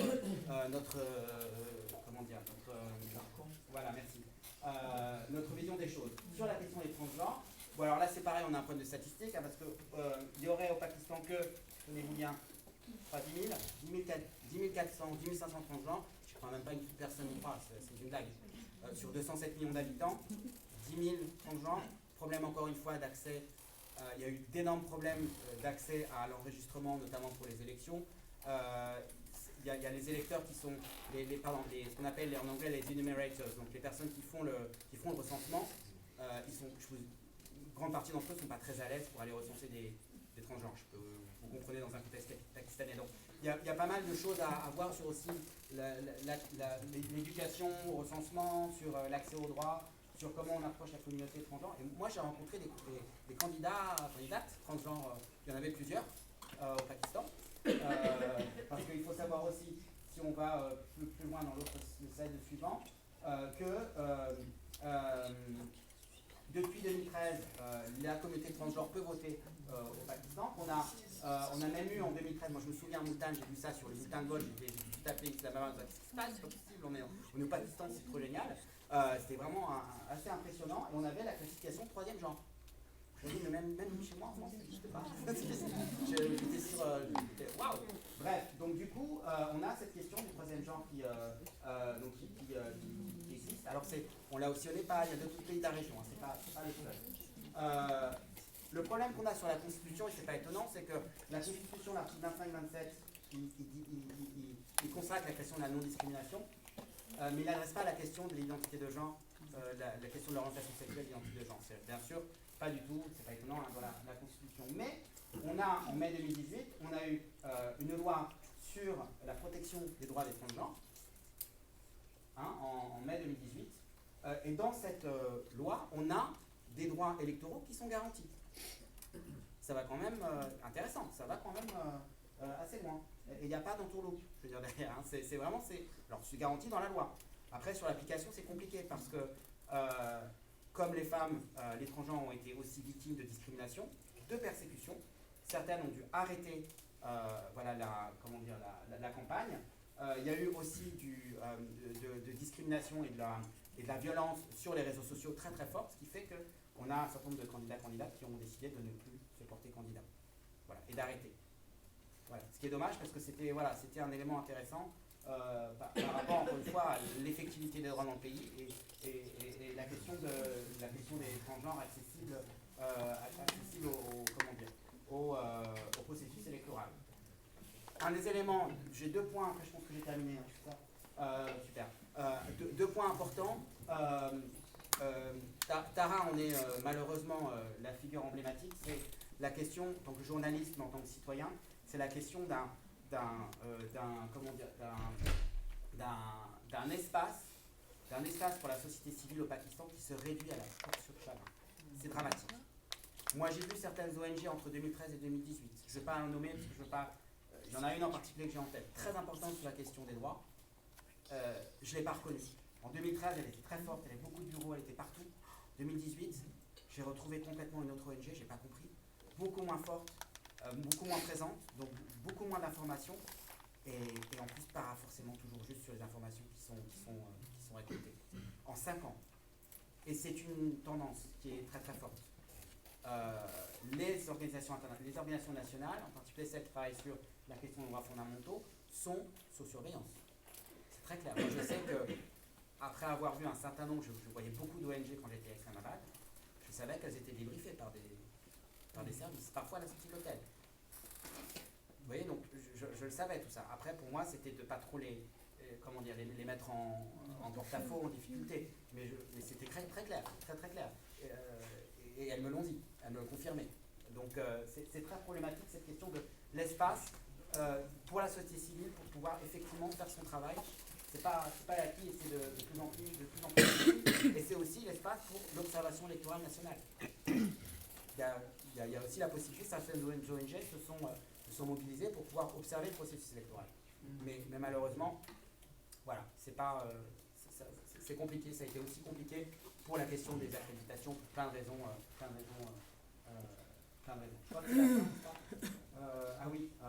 bon, sur l'humanitaire, vous avez juste mis donc ça c'est général, mais la question parce qu'il y a une question effectivement humanitaire qui se pose beaucoup au Pakistan, on n'en a pas parlé, mais c'est aussi une région où il y a des désastres naturels assez réguliers, hein, les tremblements de terre, celui de 2005 qui a fait plus de 75 000 morts, il y a eu un récemment, fin septembre, là, où il y a eu une quarantaine de morts encore, la question régulière des inondations, la question du changement climatique aussi. En Afghanistan et au Pakistan, on ne parle pas trop du changement climatique, alors qu'il y a de réelles implications sur le changement climatique. Je n'ai pas plus d'éléments que ça, parce que je n'ai pas encore eu le temps de chercher, mais je pense qu'il y a une vraie question à pouvoir, si on fait la suite, à pouvoir voir. Et sinon, comme je l'ai dit, il y a parmi les problèmes humanitaires au Pakistan, on a effectivement l'accès à l'eau, hein, avec la pénurie d'eau. On a, comme je le disais, les désastres naturels, l'accès aux soins de santé et aux services. Et là, je reviens sur ce qu'avait fait Tara sur la question de la vaccination contre la polio. Si vous ne l'avez pas vu, il faut le voir, il est excellent son documentaire sur l'accès, pourquoi on a des enfants aujourd'hui au Pakistan, enfin depuis quelques années, au Pakistan, en Afghanistan, on ne vaccine pas. Et il montre pourquoi. Il y a des relents religieux très forts qui expliquent pourquoi. Donc j'en dis pas plus, je vais vous le suspense. Et la dernière chose que j'avais dit, la question du déplacement forcé, on a quand même plus de 260 000 déplacés internes, plus des 27 millions d'afghans. Et il y a la sécurité aussi des humanitaires qui comptent, puisqu'on a eu 3 humanitaires qui ont été tués au Pakistan en 2018. Je finirai juste sur une chose que je n'ai pas du tout mentionnée, et qui est intéressante aussi en termes de plaidoyer. Il y a une chose dont on ne parle pas beaucoup, et que moi je n'ai pas du tout abordé, la question du lien entre l'économie, le poids des négociations commerciales et des droits de l'homme. C'est un champ que je n'ai pas encore. Vous savez que je suis chercheur sur les droits fondamentaux sur le Pakistan, le Bangladesh et l'Afghanistan. Mais sur la question du Pakistan, il y a une question qui est très intéressante, c'est celle de ce qu'on appelle le système de préférence tarifaire. C'est le GSP Plus en anglais. C'est un système qui permet à peu près 7-8 États dans le monde de pouvoir avoir accès au marché européen dans des conditions tarifaires privilégiées, sous la condition de ratifier un certain nombre de conventions sur les droits fondamentaux, sur la question du travail, etc. J'avais fait cette recherche parce que je voulais voir quelles étaient ces conventions effectivement qui faisaient partie du package de ce système de préférence commerciale. Malheureusement, on a 2 conventions qui manquent à l'appel. La question des disparitions sociales ne fait pas partie du package. Et la question des personnes handicapées, malheureusement, ne fait pas partie du package. Donc, moi, c'est une idée que j'ai. Je vais essayer de voir s'il n'y a pas un moyen. J'ai essayé, ça n'a rien donné, mais je vais essayer de voir si on ne peut pas reprendre justement ça comme un axe sur le lien entre eux, parce que c'est un vrai levier commercial, pour pouvoir faire en sorte que des conventions qui ne se trouvent pas dans ce paquet puissent à terme s'y retrouver. Et je vous remercie.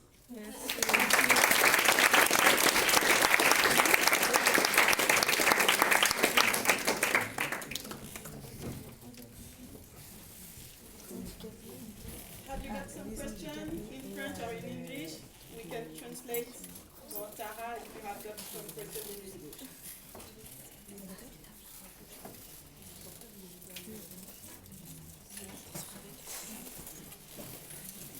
The first?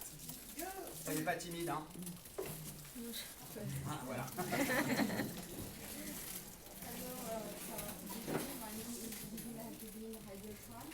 And my question is about Malala Yousafzai, because you have mentioned women in politics. I want to know exactly what is the real status in Pakistan right now, because I think that she is a threat for Pakistan, right? Well, Malala Yousafzai was attacked in 2012, and after that she left the country for the UK for a treatment, and ever since then she has been living in exile with her family. She came back to Pakistan I think last year or earlier this year, if I'm remembering correctly, for the first time. But it was under heavy military security, and she went to her hometown. Ever since she's left the country, Malala has become more of a global icon for education. She has launched a Malala Fund, which does education for girls all around the world and also in Pakistan. But she's also helping girls in countries like Nigeria, Kenya. She was in the whole Boko Haram incident that happened. She was there to help the girls over there. This is one aspect of what Malala's activism has been, and Malala sort of has become global and beyond Pakistan. She helps in Pakistan too, but she runs an many educational institutes. And then once she got the Nobel Peace Prize, she became more global. But at the same time, I would also like to mention, because Malala is a subject that I worked on a lot. And in 2012, when the attack happened, and 1 year after, I wrote a piece, and we did a documentary, small feature also on it for French TV, and one American piece, about why Malala is hated in Pakistan. And basically in Pakistan, right now, her reputation is not very welcome, because they think that she took refuge in the West. If, for example, she would have gone to a country like Saudi Arabia or Dubai, it would have been fine. But because she went to England, people feel that she betrayed the country, and now she's a Western agent. This conspiracy was started by political parties very close to the state. For example, Jamaat Islami, as I mentioned earlier. One of their women who I interviewed, she distributed photos on social media of her meeting with Western officials, diplomats, which were known officials, and they said this was CIA. This was she's being now, being used by them to defame Pakistan. And then basically after that, another big political party head, very close to the military establishment also, he went on in a big rally and said that she also faked the whole attack. And so because of that, particularly, and this is in the larger group of people, which is the religious or the radicals or the rural crowd, which is has more religious inclination, they feel that she tries to impose a Western style of education, or a Western, even though she's just talking about equality, she's talking about having free, the same level as a man for education. But at the same time, the educated people in the middle class or upper class also believe in conspiracy theories about her, and also think that she is someone who is being used by the West. And the prime reason is that because she lives abroad, she lives in the West, she should come back here. But if she goes back to Pakistan, there is no guarantee for her life. And she can do much more sitting outside. She has an office in Pakistan, she's managing it. And she wrote a book about it, and she talks about it. But there is a bit of, and it shows again how the national psyche of Pakistan is, in the sense of having this conspiratorial mindset. Because of the education system we have, we look at everyone with suspicion, and even someone like Malala, who's celebrated by the world, is not celebrated at home.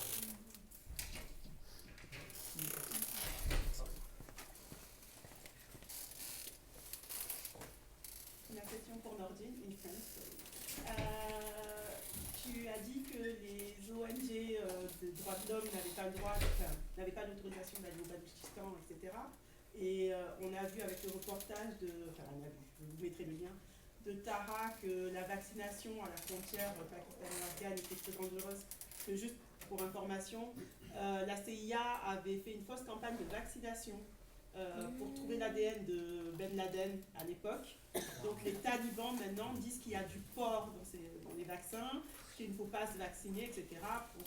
En gros, voilà, donc les vaccins ne sont pas. Mais est-ce que les ONG de santé, les ONG qui travaillent sur tout ce qui est catastrophes naturelles ou autres, ont plus de facilité d'accès dans ces régions? C'est compliqué. Alors, juste sur la question du Baloutchistan, j'ai pas dit, ou alors je reformule, que l'État pakistanais n'autorisait pas les ONG. J'ai dit juste que pour des questions de sécurité, c'est compliqué. Après, les ONG de défense des droits de l'homme n'auront pas forcément l'autorisation non plus. Mais d'abord, c'est un véritable enjeu de sécurité pour elles. Après, sur ta question sur les zones plus à l'ouest, c'est compliqué à répondre. En tout cas, ce que je peux te dire, c'est que vu la tendance, les procédures à engager pour pouvoir faire un déplacement en dehors d'Islamabad, c'est très certainement très compliqué au-delà de l'accès sécuritaire. S'il n'y a pas les autorisations qui sont données, ils ne vont pas partir. Donc c'est un peu entre les mains des autorités. C'est un peu ça. Donc c'est possiblement très arbitraire. Après, c'est un peu moins sensible que sur des sujets plus politiques. Mais par exemple, je te donne un exemple. Sur la question encore une fois, sur la question des droits des femmes, et là pour le coup, c'était la participation des femmes par une ONG, je ne peux pas la nommer, mais une ONG qui travaillait sur ces questions du lien de la place des femmes dans l'électoral et du renforcement de capacité des femmes pour justement être électrices et être candidates.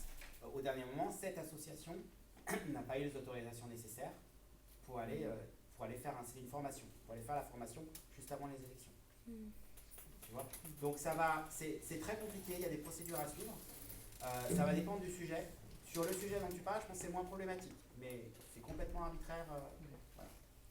Just to add to that, one thing that I would say is that again the Peshawar school attack in 2014, when it happened, after that there was a thing called the National Action Plan, and in that they said that NGOs will go through re-registration and will go, again they used a security incident to clamp down on pluralistic voices, to clamp down on NGOs, and since 2014 we've been seeing a closing of the space.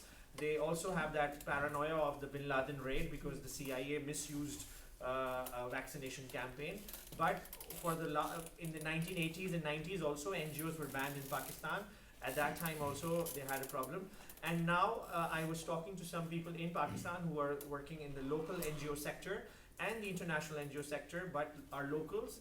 And the government is telling them directly that, listen, you want to come here, you work only in building roads, building schools, giving us money, but we cannot have this intellectual development work, rights work and all that. So it's becoming only those people are getting access, and those people are becoming are going ahead, who are bringing in projects which the Pakistani government will run itself and will be infrastructural projects. Just to add, I think that was the question. Il y a tout un pan, pardon, je vais compléter encore parce que ça donne une idée juste. Il y a tout un pan, pardon, de la coopération de bailleurs de fonds importants. Je ne peux pas les nommer non plus, mais importants au Pakistan. L'un des plus importants au Pakistan sur par exemple l'aide humanitaire ou la reconstruction, qui peuvent pas, qui ont l'argent nécessaire, qui ne peuvent pas le mettre en œuvre parce qu'il n'y a pas de feu vert. Juste par rapport à ce que disait par rapport aux éléments qui ont été dit par Tara. Donc il y a l'argent, il y a les projets possiblement, mais voilà, c'est un niet de la part de l'autorité. Merci. Okay, my question is for Taha. Am I pronouncing right? Yes. Okay. You said that you left your country a year and a half ago, and you still continue to write articles on Pakistan. So I would like to know, do you think that your article that you're writing right now has the same credibility than the first that you were writing when you were there, since you are not more living there? Well, the nature of what I write now has changed. When I was there, I was reporting from ground. I was doing television reports. Now I do analysis on television reports that come out of Pakistan. So in that sense, I'm not doing any more reportage. I am just doing analysis, and analysis in a world that we live in, where we have social media, we have very strong connections of. And I just left a year and a half ago, so the country hasn't changed that much. And I have family, friends, journalists for the last 15 years. So I have a strong connection with them. So for example, I am on part of like 6 or 7 WhatsApp groups, Facebook groups, where there's discussions happening on Pakistan. So I pick and choose topics that I'm familiar with, and whatever is happening and development is happening or already is reported, I try to contextualize it for the world. Mostly. Yes. But they keep saying to me, come back. But I know why, because once I go back, they'll catch me, so I don't want to go back. But those are the trolls usually on the internet. Through them, they say, they privately reached out to me once or twice. Or I don't think, they try to say, oh, you're sitting outside, what do you know about Pakistan? But I mean, I just left a year and a half ago, and if I was what I was writing and saying, and if they if I did not get threatened and continue to have this sort of even in exile, the problems that I'm facing with my family, it means I'm saying something which they know I should stop saying, because it's perhaps proper or good analysis. I won't use true analysis, but it's exposing them in many ways.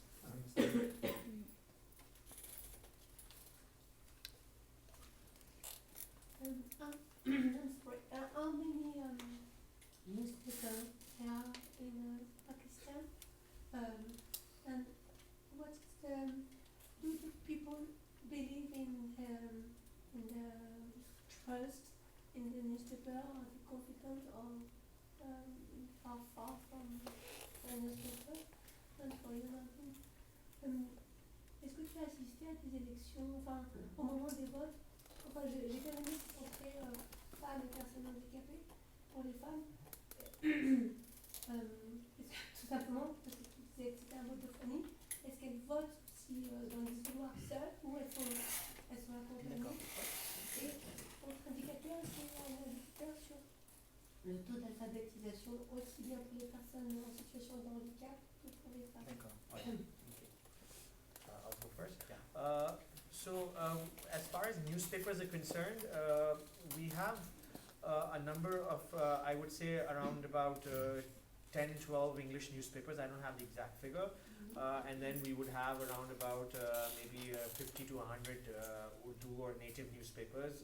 But because literacy is quite low and people do not have a habit of reading, television is the main source of information, television news. And since 2002, we saw media liberalization. As I mentioned, Musharraf brought it in because he wanted to compete with Indian media. And then we saw a lot of independence of the media, but up until 2010-11 when they started to control it. So from a credibility point of view, people are being given a very controlled sort of information to begin with. And in that controlled narrative, and we use the word narrative in Pakistan a lot because narratives or the thematic sort of control happens on religion, politics, military. And so in many ways, sometimes they have this thing that they say, oh look, but the media said so, and on the television there are usually, for example with Malala, there are anti-Malala sort of, people invited to media, there are sometimes pro-blasphemy people invited to the media, pro-military people, so the television is pretty much controlled. Social media is where perhaps truth comes out and has, so even in the mainstream media, in the Pakistani public, thinks that this is the information that they're feeding. Sometimes it's so creative that they do not know this is not credible. Because there is no mention of the censorship. They think that this is the information. But then you go on social media and there's an alternative world there, which gives you more truth, and people are using more Twitter, more Facebook, YouTube, but YouTube was banned because of that, and then over blasphemy accusations, and then it came back. And now even social media, they're running social media campaigns as we're seeing in Russia or Saudi Arabia and other parts of the world. Even India has these social media cells.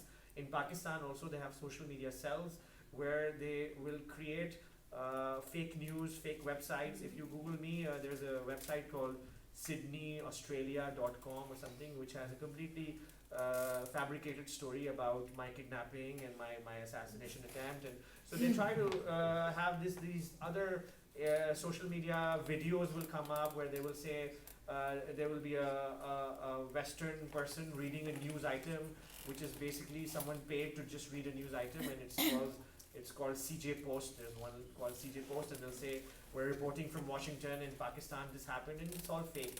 So there's a lot of that control of information. So control of information is the issue. People are mostly gullible and mostly believing in what they're seeing, but what they're seeing is problematic. Alors sur la question des droits des femmes et des droits de vote, oui, effectivement, les femmes peuvent voter seules dans l'isoloir. Après, c'est pas le jour du vote que ça s'est passé, c'est avant. C'est-à-dire qu'on leur a dit quoi voter. Enfin, je ne veux pas être schématique, mais pour un grand nombre de femmes, on leur a dit, c'est pas le seul pays où ça se passe, hein. J'ai observé dans d'autres pays, c'est aussi le cas. Mais on leur a dit avant des consignes de vote, pas le jour du vote. Donc c'est la question du vote et de la, comment dire, du fait que c'est un vote secret, simplement, ça c'est respecté pour les femmes. Parce que pour d'autres c'est plus compliqué. Ça peut être plus compliqué. Pour les personnes handicapées, ça va être plus compliqué. Tout dépend de la nature du handicap. D'accord. Sur la question du taux d'alphabétisme, c'est très variable, mais c'est en lien aussi avec la question de l'accès à la presse. Il y a beaucoup de personnes qui n'ont pas accès à la presse parce qu'à Islamabad, on a tout. Dans les grandes villes, on a tout. À Karachi, on peut avoir plein de choses. À Lahore, on peut avoir plein de choses. Mais dans les provinces, on n'a pas forcément accès à la presse. Ou alors à une partie de la presse. Donc c'est compliqué. Donc sur le taux d'alphabétisme, c'est clair que même s'il y a des progrès qui sont effectués sur les pays Bangladesh et Pakistan en particulier sur l'alphabétisation des femmes, il y a encore beaucoup de progrès. Quand on parle d'accès à l'éducation, l'accès à ce que c'est que le vote, ce que c'est que le bulletin de vote, pour qui voter, imaginez. D'accord? Donc il y a des progrès à faire. Et puis de quoi on parle l'alphabétisation? Parce que comment on fait par exemple quand on est aveugle? Il y a aussi la question de l'alphabétisation pour les aveugles. Là, pour la première fois, c'est un test assez intéressant. La commission électorale du Pakistan, pour la première fois, elle a mis dans des tests, dans 300 bureaux de vote, il y avait des bulletins de vote en braille. Pas mal. Mais ça veut dire quoi sur le plan de l'éducation? Qu'est-ce qui a été fait pour... Est-ce que les programmes politiques, des partis politiques qui sont d'ailleurs... C'est une mascarade, hein. On se le dit, c'est-à-dire que des programmes politiques qui paraissent une semaine ou 2 semaines avant, qu'est-ce que vous voulez faire avec?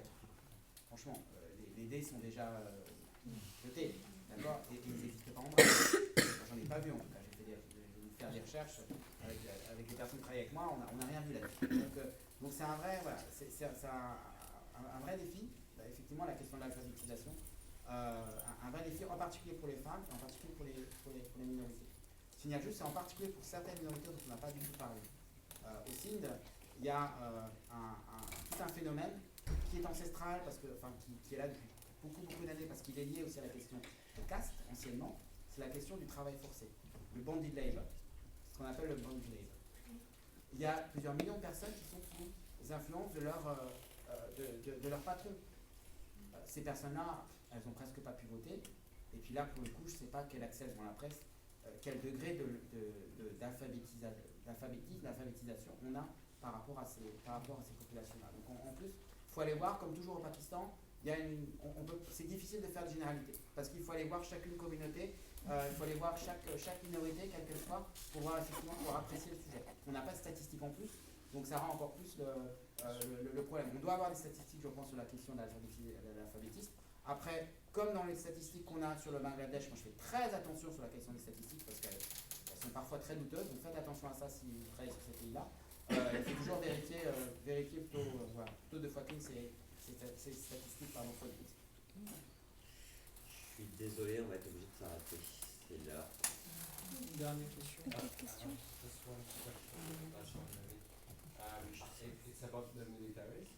And so obviously they're very much in control of the country. And I was wondering if they were inside the corps different parts, and if they were eventually, or was militaries that were not agree with the current system. So there has been this talk of within military somewhat of protesting for and saying that we do not agree with this control and hegemony and monopoly. But we hear of it very remotely. The military itself is a very disciplined institution in Pakistan. It comes from the British times, and the British, we inherited the military, and the military that we inherited when partition happened was almost 50-60% went to India, 50-60% roundabout. I think it was half, but the share that we got was much lesser financially. So ever since that, there's been an imbalance of the military. So in many ways, the military we keep hearing that there are some people who do not like it, but the military itself as an institution does not allow any dissent, anyone going against it. And in some cases, we've seen that, for example, during the 1950s and 60s, when the first military dictatorship happened, General Ayub Khan was this guy who, in 1968, 69, he had a fallout with the military itself, and the military because he was becoming bigger than the military, and he said, okay, maybe I will lead the country, and the military should be in one side. And there was from within his cabinet, Zulfikar Ali Bhutto, who went on to become People's Party and was the father of Benazir Bhutto. He was chosen from the cabinet of General Ayub to lead a protest against him, and we saw that orchestration happen. Similarly, during Musharraf's time, at the end of Musharraf's era in 2006-07, Musharraf wanted to do a peace treaty with India, and there was a lot of progress on it, and the military decided that this is against the institution's interest And in many ways, Musharraf, I've met him and interviewed him, and he does talk about that, my own military advised me wrong, or sort of put me in this situation where I lost political control and made bad decisions. But we think that it was the overall design that they thought that Musharraf now was becoming a liability to the military. So the military acts in that way rather than the other way, where it says, no, we should have, once only there was in the 90s, one of the military chief, he resigned saying, General Kanamat, he said, I do not want to take part in this politics and I want to resign. But most of the time they are actively involved, the generals are actively involved in controlling and manipulating.